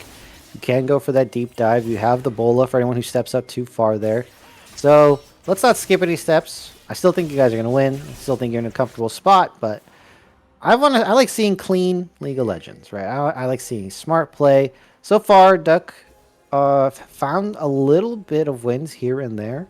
And so I don't think this momentum is going to carry, but it's certainly looking a lot better for them.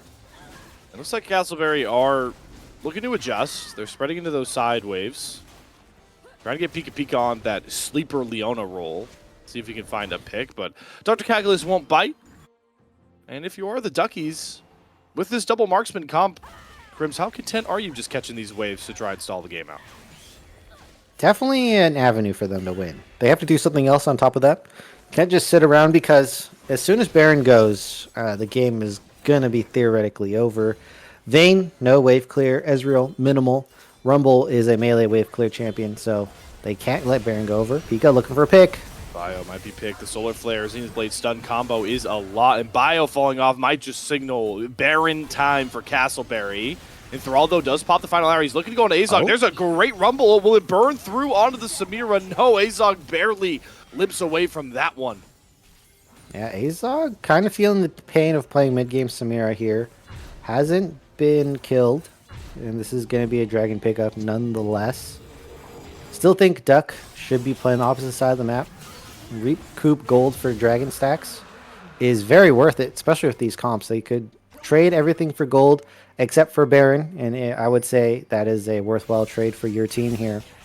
But right now, they're just taking the brunt of this pick from the side of CB. The Leona Pika, I mean, we've been talking a lot about Azog and Aj, but I got to give some credit over to Pika here so far. I mean, he's been playing a great game. Nice roams overall. Aggressive plays that have been very solid.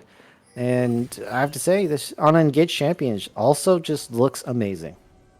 I think it's a great point. I think Castle and Pika Pika have been ultimate facilitators across these two games so far for Castleberry. Both of them sporting double-digit assists in this very kill-heavy, skirmish-heavy mid-game. But we are coming out of that mid-game now, and the Duckies are pushing down mid lane pretty heavily. Tier 2 turret gold is worth a lot, but are Castleberry going to let them get away with it? No, they're just going to show mid and keep their gold to themselves. We see Enthralled on 2 items, so actually might be around like a half to 3/4 of an item behind Azog, and Vayne very good in 1v1. I think Enthralled might be able to win that now, as crazy as it sounds. Meanwhile, Aj solo pushing on that top side. So Duck, looks like they're just going to try to overforce. This might be a huge mistake. They might get completely collapsed on. That turret has a bounty. It's really hard to think about anything but that gold. Enthralled will grab it, but they have set up for that flank. Pika Pika gets a slow with the solar flare. They're buying time for Castle and Aj on this flank. The Glacial Prison is going to end up hitting Hiccup. He does flash Breath of Light pretty well, and they're burning down Aj. There's the shutdown coming across, but Azog now going to step in with Inferno Trigger, just melting through all of the Duckies, but Enthralled is able to escape. Geiger finds a double kill, though, with the Infernal Pulse, and it's a near ace and Baron finally for Castleberry. Yeah, they just didn't have the patience here, Slayer. They wanted to see that gold in their pockets, and it ends up burning them. And the one thing that would end the game for them, dash all their hopes, is being taken right now. It's this Baron. And, I mean, they stuck around too long in mid lane. Not advisable. And what else can we say here, Slayer? They got collapsed on. They fell for the trap. We're going to look at this replay here. It started out pretty well, picking off Aj, though. Yeah, Enthralled is alive for quite a long time here. And this right here, I mean, there was a sliver of hope, and then absolute decimation. Double kill picked up by Geiger. And getting some revenge onto Dr. Calculus, who... the best look from the side of Duckie getters. Unfortunately, as good as Dr. Calculus looks, not enough to carry this game. Can't put it all onto one man's shoulders. There's nobody named Shogo here, but Enthralled can do his best impression. Azog does get pinned with a Vault Breaker, but he's going to dash back through. They burn through Bio. Trade comes across. Okay. And now Geiger gets burned down by Dr. Calculus. Okay. Who's just melting down all of Castleberry. 3 kills picked. And it's CB that once again overestimates. This is such unfortunate timing because they lose their Baron. You don't have to wave clear if you just kill all of your opponent's Slayer. And this is, again, Duckie getting another chance at life. They're taking away Baron. Now Baron won't be able to spawn for 4 minutes. They're getting so much gold on the map. Have CB overplayed their hand, something I was very scared of. It looks like an opportunity has given itself over to the Duckie Getter Slayer. I mean, I was so worried, and it does seem like it is going to happen. Seeds of doubt have really sprung. Castle and Aj still do have that Baron, but where can they really utilize it? Not many spots. Gotta think Castleberry is just going to regroup and try to play setup for this Infernal Soul take Drake if they can get it. Yeah, they're going to go for that. They are on the map first. Bio is doing red, but again, they did overplay their hand. Azog going to get flash up now. The exhaust is down. Enthralled has had quite a few fights where they're able to get off significant amount of damage. They have the ultimates coming up right now. This could be an opportunity if they start a fight at this moment. River control and some of the enemy jungle are going over to the Duckie Getters. Bio is waiting and will finally get spotted out. Wait, they have Prio. They have Prio. Complete Prio. It's midway is being cleared out here. Aj is using the spear from Oh, the nice scout, dodge. but he gets condemned really well. What a play from Enthralled. Another shutdown goes over the Duckie getters, and now Enthralled is unleashed, looking for the revenge after countless dives in the early game. He's dipped up, diving and dodging around all of Castleberry. 3 more kills picked up, and Pika Pika might not be long for this world either. The Duckie getters, with their backs against the wall, just open this series wide open. Oh my God, Slayer. Oh my, I manifested it. This is my fault. I made this happen. I was so worried CB were just gonna keep doing mistakes over and over again, and this time Aj is the one who pulls the trigger, gets burned. Remember how I said Fate Sealed, not the safest engage on the side of CB. It really is on Castle. Just couldn't wait around, thought they had the advantage, and Enthralled gets the dodge and knockback into the wall, killing out a major carry on the side of CB, and then all chaos developing for that fight for CB here. And we can watch, I think Enthralled play this beautifully. Despite the early game going as it is, Vayne has 2 items. Vayne does damage. It wasn't even a Fate Sealed either. He just Q2 dashed in to clear a ward. And from there, all hell Bio breaks loose. combo. I mean, that's such a great ultimate from Bio. Good to recognize that Enthralled's going to be able to hit, and Dr. Calculus still providing that damage. And with this build is a lot more survivable than other Rumbles, as we're straight into a fight here. It's Pika Pika falling, looking for an engage. Opening up Bio to push forward. Enthralled still has the final hour speed ups, looking to just continuously tumble. Aj is going to look for a flank of his own with the Spirit Form, but does he have enough damage alone? No, he doesn't. Enthralled is going to pick him off and continue to chase him down. A failed flash just to put a sting into the armor of Castleberry, who cannot find any kills. Oh, no, dude. Duck are completely bouncing back in this game, Slayer. As, okay, well, production having a lot of fun today. They still have these top lane turrets, but the gold completely even. Slayer, what was like the peak gold differential in this game? Was it like 10k, 12k? I believe it was, I think it was less. I think it was around 7, potentially. I mean, or still. 8. It's still, it was a big amount. This has to be, I mean, at least on stream, this is the biggest throw so far, if it were to be completed by Duckie. And they have the scaling, like you mentioned. This is a 3-item Ezreal.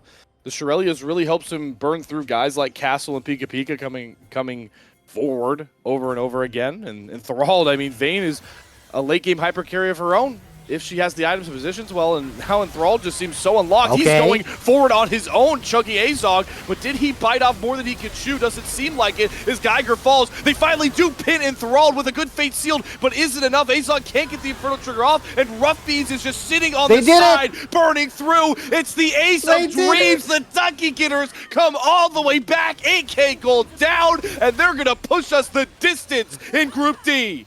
I never doubted them. Okay. Oh my gosh, Duckie completely turning around this game. I have to give credit to them. Enthralled, that laning phase was atrocious, but you brought it back in those mid to late game team fights. Dr. Calculus just ripping them apart. Rough being solid throughout the entire way. Only 3 deaths in a game that was this difficult. Certainly was holding down the team, and they picked it up in the end.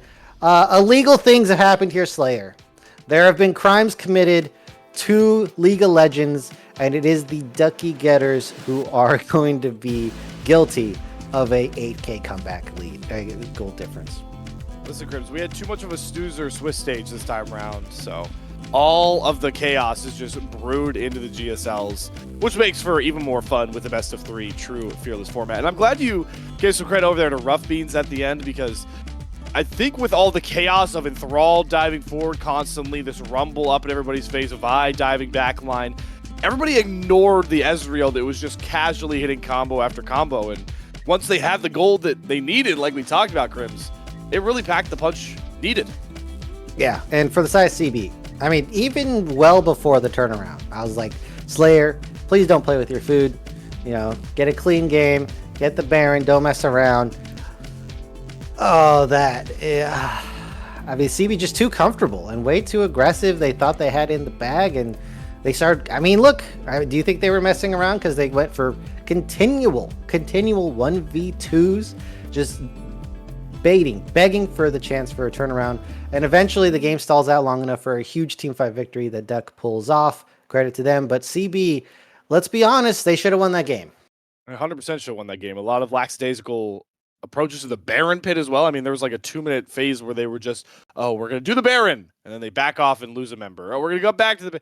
Yeah, a lot to clean up there from Castleberry's mid to late game. Luckily for them and all the fans watching at home, this is a best of 3. And boy, what a game 3 do we have on tap early. Arguably the first game of Group D, first series of Group D, going the distance in true Fearless format. Simply put, guys, you're not going to want to miss it. And we'll have the draft for you on the other side of another intermission.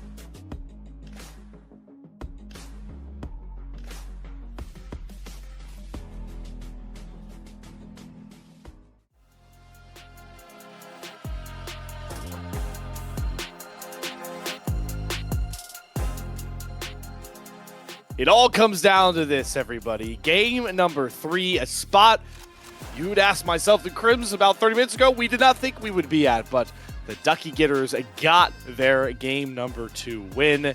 Castleberry now got to really mentally reset, Crims, and also have that side selection available to them to try and come out with the win they're expected to get. Well, if you're a Castleberry fan and if you're playing on Castleberry, this is the time to get real because Duckie got a win that they should not have on. So if you are still feeling that confidence, which you should be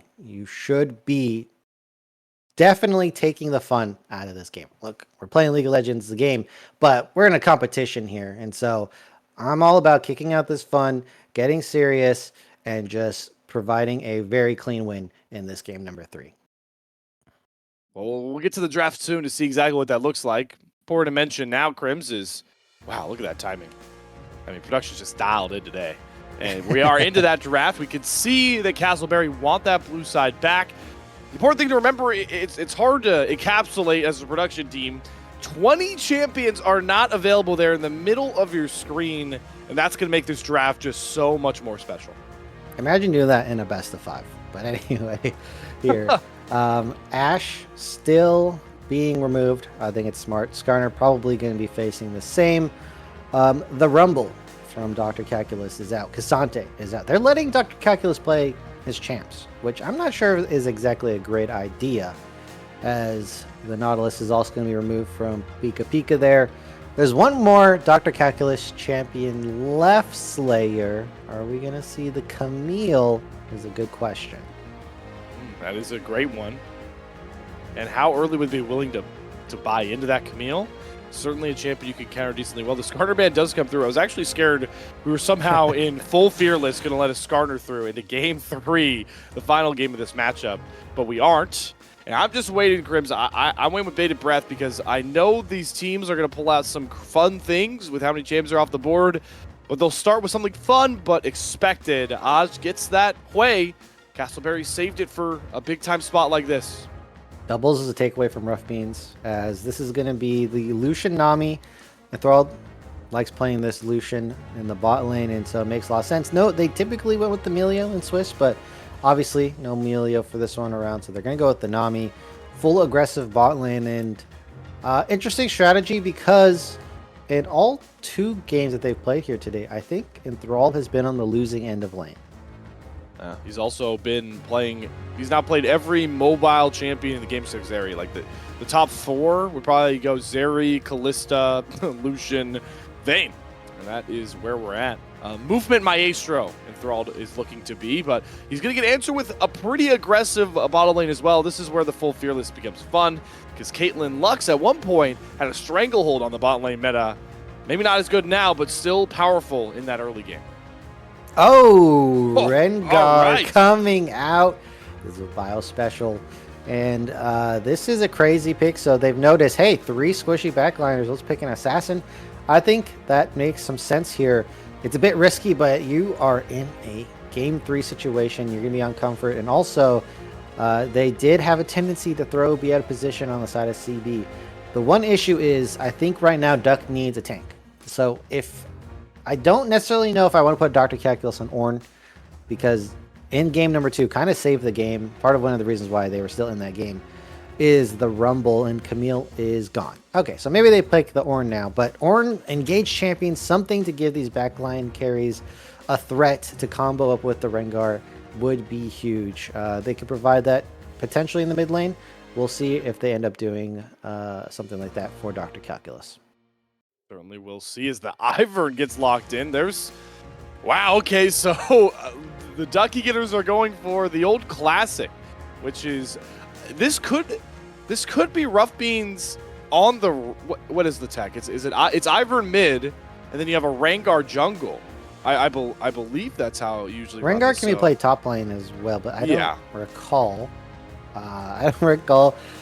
Dr. Calculus playing that champion here. Ornn gonna go the other way. Flip side around. I really do wish they have an engaged champion. It'd be so strong on the side of Duck. And I guess they're going to get it in the form of a Shen.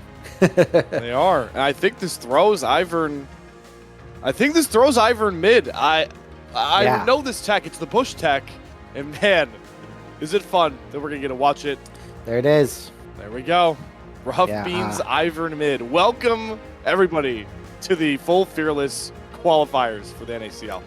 What more better way to state it than this, Grims? This draft right here. I think the last time I saw an Ivern mid was that C9 game where LS was the coach. How many years ago was that, if you want to remind me? If you can 4? remember. Yeah, maybe 3 or 4 years ago. Quite some time. Ivern was in the mid lane, and now we're seeing it here.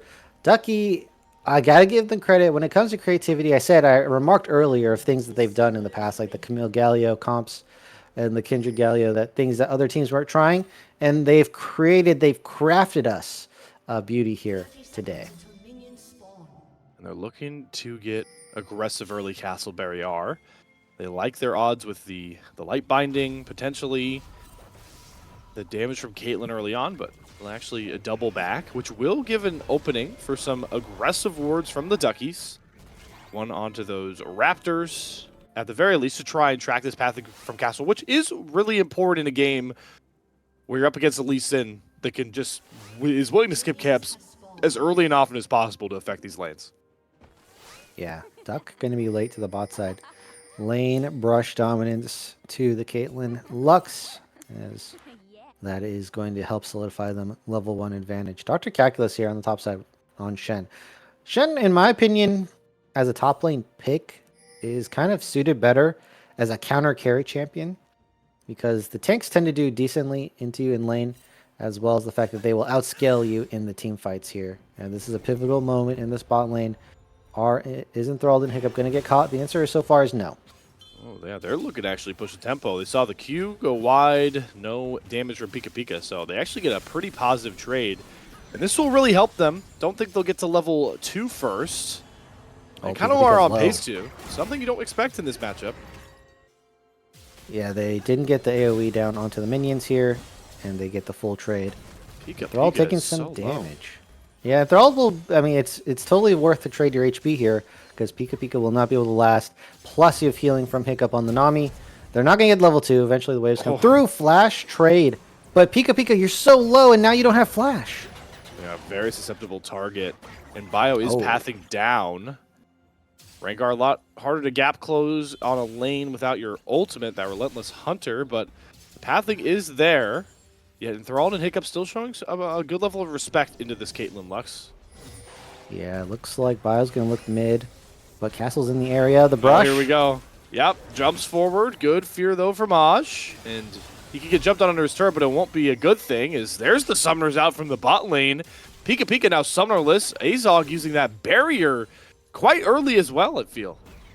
Yeah, that might have been like muscle memory. Like sometimes AD carries have the heal. Might have just thought to use the heal for Pika Pika. Didn't realize it was barrier, because Enthralled was not attacking Caitlyn there. And Pika Pika's in a bind. They want to keep up the pressure, though, because they know Castle is in the area. They might just use this as an opportunity to take a back once they get this wave in. And a full clear coming out here from Castle as well. Not necessarily what we always expect on the Lee Sin. Oh, they're full respecting. But they could have won. They could have 2v1'd the Caitlyn there, but no knowledge on where Castle's location is. And Pika Pika going to go for the back. I think they're going to suspect it soon. And yeah, here they are. They're going for the trade. And they'll push Azog off of that wave pretty handedly. As you look at how ProComps thinks about our 2 drafts. And they want the comeback. Yeah, ProComp's able to factor in the Ivern mid, realizing there's that synergy with the Rengar here. And, I mean, for a bot lane matchup that they picked first, not too bad. Yeah, and they're getting some pretty positive trades. They're all using all of his mana to try and drop Azog decently low, but does have to cleanse a light binding. Yeah, has biscuits, so the sustain's going to be there. Going to try to out-sustain Azog and Pika Pika, who's already half HP yet again. And they certainly have the damage profile, though, and you can see that as a light binding will land on Hiccup. He has his heal, though, available if he wants it. And now we're seeing the crowd. Yeah, the crowd attention. I mean, it was inevitable in this series, right, Crims? Bottom lane has been the hot corner all 3 games. Yeah, what is a top lane is what both of these junglers are saying. Akil is trading in, but look at this jungle position. Junglers are getting face-to-face. And Castle's caught going a little far forward. Those brushes giving Bio so much real estate to jump forward constantly and hide in. Castle will get poked out of the enemy jungle, and that dragon is starting to spawn, but it does see Azog and Pika Pika holding the prio. Oh, this is a tense situation. Sonic Wave lands. Ivern shielding with the Nami is big. He's Oh, going to the flash flash. forward. Bio wants Pika Pika, using the brush so well to just dagger down this Lux. First blood over to the Duckies for the first time all series long. Yeah, that is the first blood that is very necessary on an assassin jungler like the Rengar that Bio has here. Geiger on this top lane is facing some pressure and trouble from Dr. Keklis, who hits level 6. Azog has to be careful. This is a Shen that could just TP down here and totally ruin your bot lane. Playing on the edge. Not wanting to take that reset first. It's a standoff between Enthralled and Azog. Is important reminder that Bio is not playing the first Rengar of this OQ. It's actually, funnily enough, Crims, not the first Rengar jungle picked of today's GSL games. Oh, that's surprisingly enough. Getting caught here, Enthralled. Oh, there's the Stand United.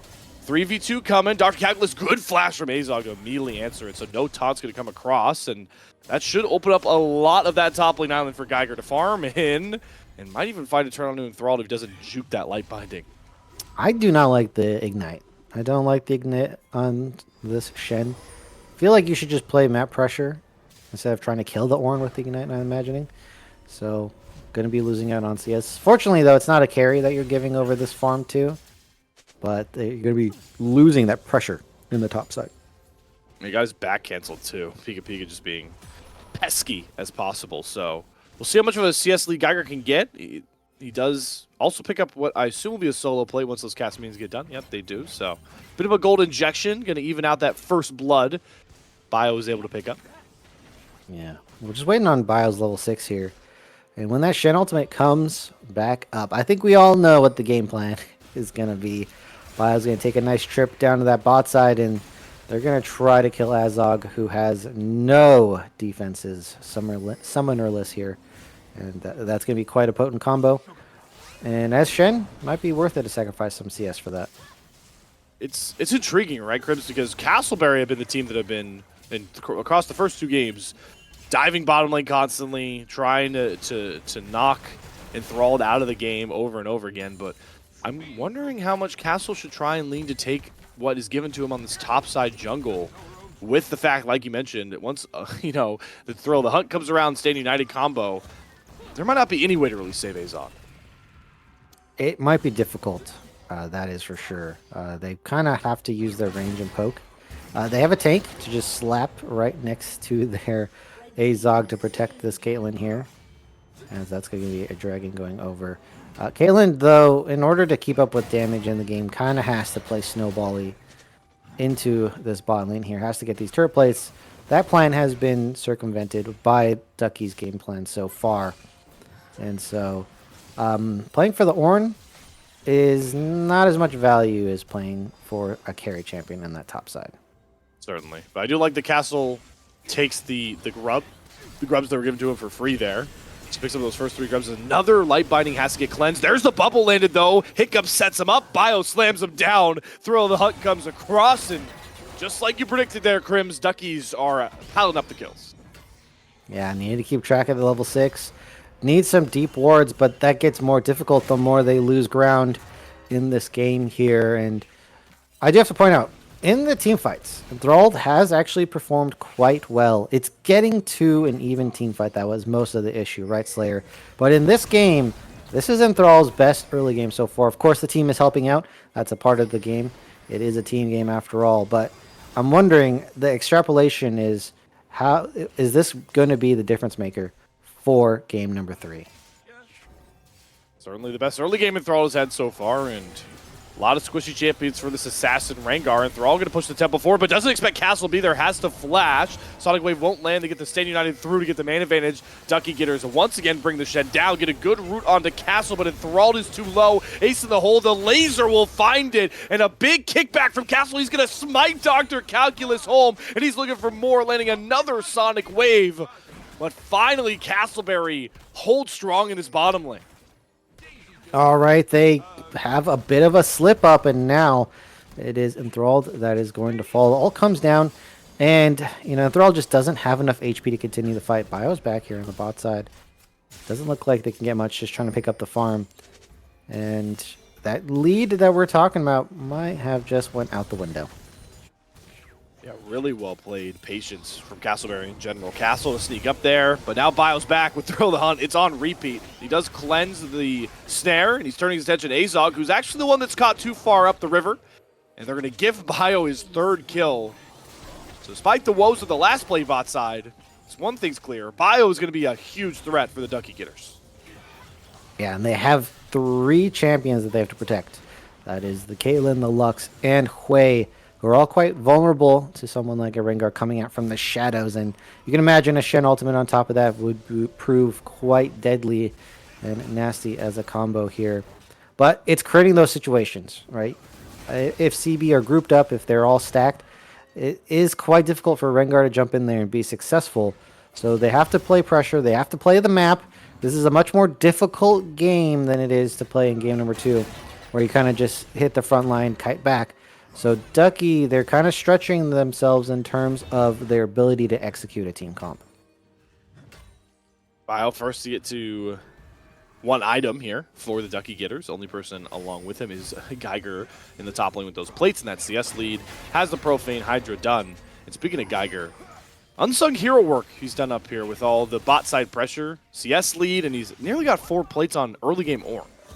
Yeah, I'm going to have to give some minus points, though, because a Warmox being picked up into Shen here. I guess you're never going to get pushed out of lane, but Shen could definitely still win duels as the pressure's going down on this bot side. First turret would be huge. Oh, but Aj is the target here for Bio. They don't have another brush nice from root. Rough Beans, though, in time. Drops his Bio in despair. Throw the Hunt will come out, and Bio will find the kill. But bot side, they're surrendering more and more gold as Castle is on top of Hiccup. It's a double kill with Pika. Pika knocking down Enthralled. And boy, are these teams going blow for blow in game 3, Crims. Yeah, this is a trade, and this is something that I said Duckie should have been doing in game number 2, game number 1 a lot more. They're pulling through with this one. They're getting the shutdown onto Aj, trying to prevent Hui from getting any stronger here. They played it very well, but meanwhile in that bot side, Enthralled and Hiccup going down. And despite the fact that I said it was going well early, it looks like we're back to a regular programming down in that bot side. Why not? That is exactly what has gotten Castleberry either a lead in game 1 and 2 or back on even keel footing in game number 3. Honestly, I would say a lead in game number 3 is that gold lead has quite ballooned since that first turret gold was claimed. Yeah, all the plates as well was pre-14 minutes, so they've picked up quite a bit of gold from that bot side. The one X factor, the one thing that is not the same is Bio on this Rengar. Completely new factor in this game number 3, and for Duckie, kind of what they're hoping to rest their win on right now. Their hopes, their dreams is in this Rengar pick. There's the Caitlyn Lux combo you expect. Final Spark Ace in the hole to see if it can chunk one person. Castle was able to pick up all 6 of those Void Grubs all as well, Crims, as he has Enthralled, maybe caught in the mid lane. And how much is that going to do for the pushing power? Castleberry have already put in precision. Teleport being channeled by Geiger bot side, but I think it's just to save the turret.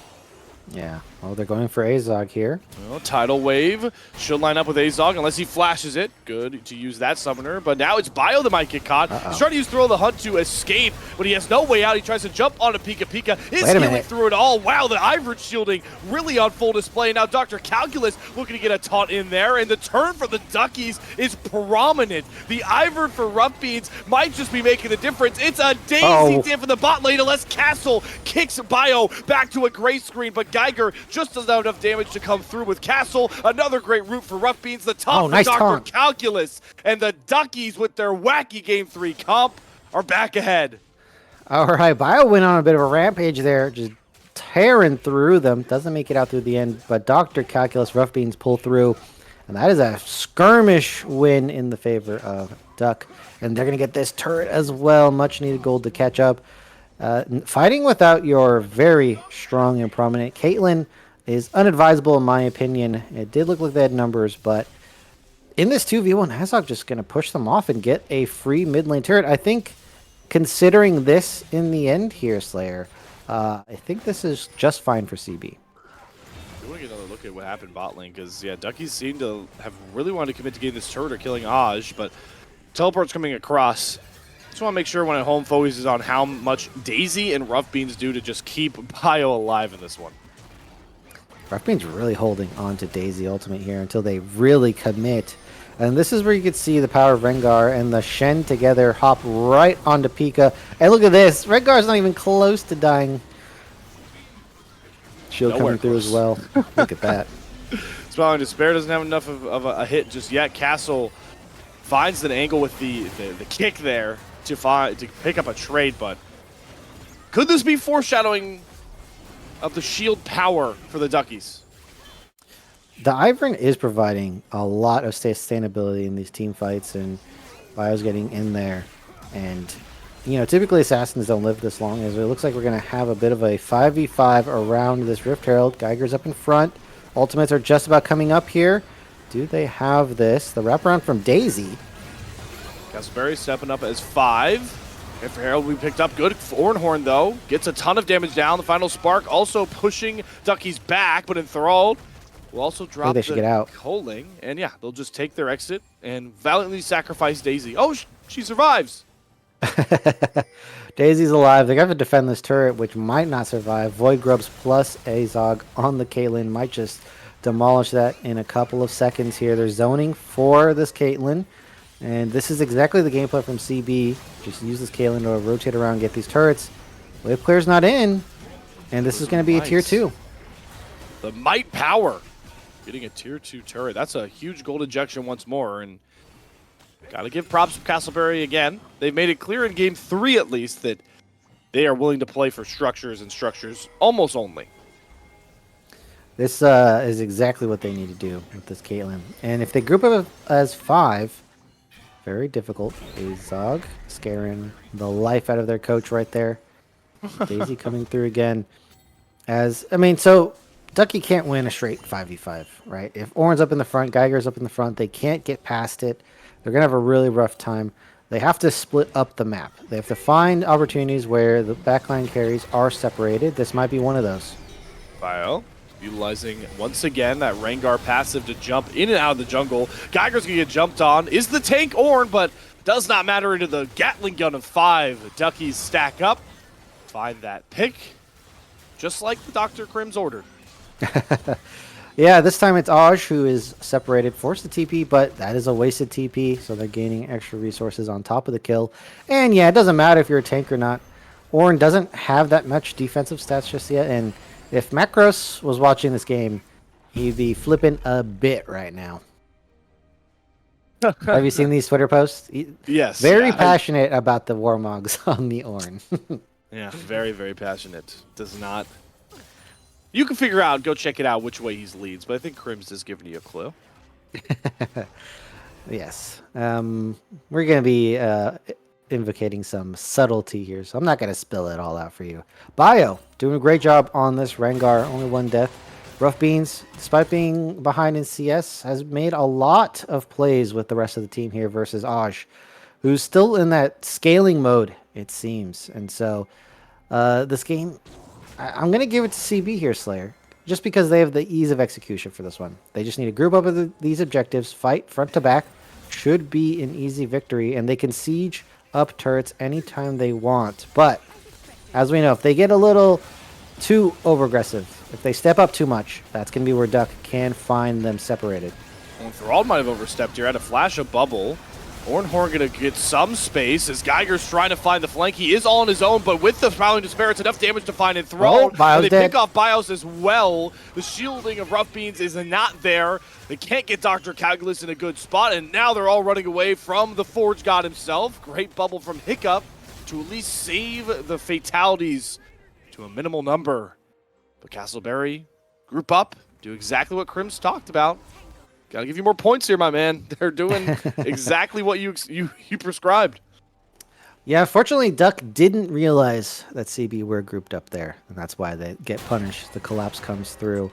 I want to see Dr. Calculus I want to see these side lanes getting pushed out. The problem is they have an Ivern. Dr. Calculus on the Shen going in here. Nice trade of CC. Oz Does win spacing that pretty one. well. Really good sphere. Should be good. Well, yeah, so unfortunately for the side of Duck, right, they have a Shen who is a split pusher, but it's not the level of threat they would get from other champions that might split up the team here. And you can see, look, Geiger's just sitting with the team. He's not on a side lane. This is not what you want from the side of Ducky. No, no, you do not. The 5-man boulder rolling down the hill is Castleberry's plan. With this mid control, should lean towards this Drake pit. Yeah, I hope Geiger's building Locket, or it will eventually build Locket, because that would be so good for his team right here. They're going to just walk on through with their frontline tank. Don't think Ducky can do anything, and they should try to look elsewhere. It looks like that's not the game plan. Throw the hunt pop. Bio likely going to use it just for a steal attempt. Going to come around the backside of the pit. Daisy up in front, holding the aggro. There's the Shen combo. They get the big wait a minute! The tidal wave. It all lines up for the Duckies, and the Coling knocks it down. They find the 5v5 with the ult synergy of dreams and grab the Cloud Soul point on the back end of it. Oh, Geiger was looking for Bio, but what was the big mistake there? Slayer walks away from the team and is not frontlining, exposing them for a crazy flank. And Bio just walking right past Geiger. I mean, that's some guts. Trying to sneak on by, and they get the Wombo combo that could give them the victory here, Slayer. It's going to give them at least a really good title shot at Baron Nashor. No way to respond. They see Castle. Castle looking for a steal angle, like you mentioned, is spotted out. Rough Bean's going to try and push him off. They'll hold aggro. Final Spark comes across. Baron down below Calculus. 3K, but Dr. Calculus is on top of Castle. Gets the slows, the roots, it's enough. Jungler down. Baron is up for the Ducky Getters. Just have to smite secure. But look what it's costing them in their other lanes right now, Crims. Yeah, they're not a fast Baron team. That took quite some time, and Castle delayed. They're going to lose another tier 2. Horn was knocking on their door, but wait a minute, they're separated! Yeah, he's on the hunt. They're getting a teleport from behind, but the brushes is giving Bio the gap close he needs. Geiger has shown up, though. Gonna play stall. Pika Pika and Aj are safe, but Daisy's holding the line herself, and Bio's gonna double hop across like we're playing Super Mario Bros. To pop Pika. Aj is a Naxi, barely gets over the wall. The Spiraling Despair dropping the damage down. Oh, Dr. Calculus comes online. Dr. Calculus in the nick of time. The Ducky Getters pull the roll over Castleberry's eyes and drop 4 of them in an instant.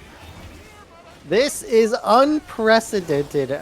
I thought Castleberry had the ease of execution here, and it is Ducky who are finding an outplay. They have Baron! No one's left alive. Pika is the sole wave clear for now. I think the death timers might not be lined up, but Ducky could go for it. They could go for a victory right here. They have Daisy coming up soon once more.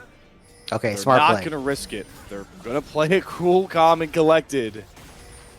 But yeah, another mid-game swing for these Duckies, Grims. I think they got a bit baited by the fact that they had the push out, but they were separated. Again, look, where is Geiger? They're not stacked as 5. Yeah, the TP in comes through, but look, Bile's already doing tons of damage. And now that Geiger's here, Azog feels comfortable to walk up, and you can see right on the edge of the screen. Double hop. Bile just playing this Rengar fantastically. How does this pick sneak under the radar? As they look like they're going to fall here, but the heal comes through, and Dr. Calculus clutch ultimate going to be securing that kill as well. And again, every time it's not front to back, you have to be worried for CB. Geiger up at the front, stopping all the CC and damage, everyone else behind this tank. And they get burned a couple times, not going for these styles, not going for a simpler, slower play style. And that might be giving Duck an opportunity to win this game. Again, though, look at this. No split push coming through from Dr. Calculus. They're not splitting them up. Enthralled is just the odd man out here. They're trying to wrap. They have Stand United to bring it to a 4v5. Teleport from Rough Beans. to make this a 5v5. Now Castleberry on the wrong side of the rift. They're the ones that are brought into the trap, and Thrall executes Castle. And where can you go if you're Castleberry but to the gray screen? Bio jumps in. There goes Pika Pika. It's a complete wipe. The Duckies were mere minutes away from a sweep, but they're going to come back to top the Group D 2-1. What a start to GSL. This has to be one of the biggest upsets that we've seen already here. I don't think they have enough time if they're going to go through this side lane, though. But another slam dunk victory, this time a full ace participation from the full squad here. They're going to get another turret. And CB, they're grouped up, but they're finding themselves in odd positions. And again, they're not getting their front to back. Credit to Duckie. This is not easy. It seems easier than it is, Slayer, to get the enemy team to not fight front to back, but they're doing it over and over again. And Thrall caught slacking. That was a really aggressive back in the enemy base, but it's going to bait in a big insect, but it's onto Hiccup. It's not onto Enthralled, and they're going to turn it. Dr. Calculus flashing forward. He's got a PhD in butt kicking, and he goes on a rampage as Geiger is next to fall. This one should be the final coffin. Nail in the coffin with the thrill of the hunt down. A double to Dr. Calculus, and that's it, folks. Down 0-1, 8K gold in game 2, all the way back to a series win for the Duckie Getters. Satyr was closer than all of us, Slayer. I was memeing on him in the show. I was saying there's no way Duckie's going to win this game. In the back of my mind, I was like, okay, but Azog's kind of crazy. And it burns them game 2. Game number 3, completely just getting outplayed by Bio on this Rengar. Geiger, I mean, look, had a bit of a tough job. Solo frontliner on the team, and there's so many angles to get attacked from, but weren't able to be that wall for that Caitlyn Lux Hui combo in the backside. And many a times we saw Bio get in there with the Dr. Calculus ultimate on top. And what did I say about them being able to play these comps that, like, you know, it's worked in the past? People just don't play them because they're not meta, but we know it's a strong combo. They're pulling it out here, and they get an upset victory and one of the craziest comebacks so far in NACL OQ. Going down, they had to go to the deep into the draft book. Game 3 of a full fearless slate, and the Duckie Getters do not disappoint here. I believe the first pretty big upset of the GSLs. Castleberry, not to throw, I guess I'll throw us both under the bus here. Most people's pick to top Group D are now already into the losers brackets, and they'll face up against Nigel's Last Tiles. And I'm a real here, Crims. I think in my head that might have been my match in the upper bracket to punch a ticket through, and now it's already a lower bracket matchup here. Yeah, so one of the problems with these upsets, if you're the lower bracket, is now your life is a lot more difficult. Like, who would you rather be playing against, Duckie or Castleberry here? And now that there's an upset, guess who has to play them? Yeah, it's you. So if you want to make it out to the end of Group D to get that second seed, now you have to beat a team that is considered one of the better teams, a top-seeded team in the NACL OQ. And it's not a comfortable position to be in. On the other side, Duckie gets a nice bye. They get to experience one more loss if they need it here, and they might have that mental edge versus Castleberry, which could happen again in this bracket. Very, very possible. There's still so much more true fearless best of 3 action coming y'all's way, but that will have to be until next weekend, as I believe basically all of week 1 slate is now done. I think we were the final series to go the distance here. But it's been an absolute pleasure making my debut with Tiny Sports, getting cast along Crims. And big shout out to the lovely production, Loki Bear on the observing, and Chris making me look as silly as possible with every graphic he can throw up. And I adore you for it. Folks, that is going to do it, though. Make sure to stay locked to Tiny Sports for more content. I'm sure you're going to hear Cribbs talking all about the matches next weekend, and then obviously come right back around for more coverage of the North American Challengers League Summer Qualifiers Round Number 1. Until then, make sure to stay safe, stay cool out there, and we'll see you guys when we see you. Take care. Let's have a bit of fun till I downfall. My love, if you feel like I do right now, don't say you're on the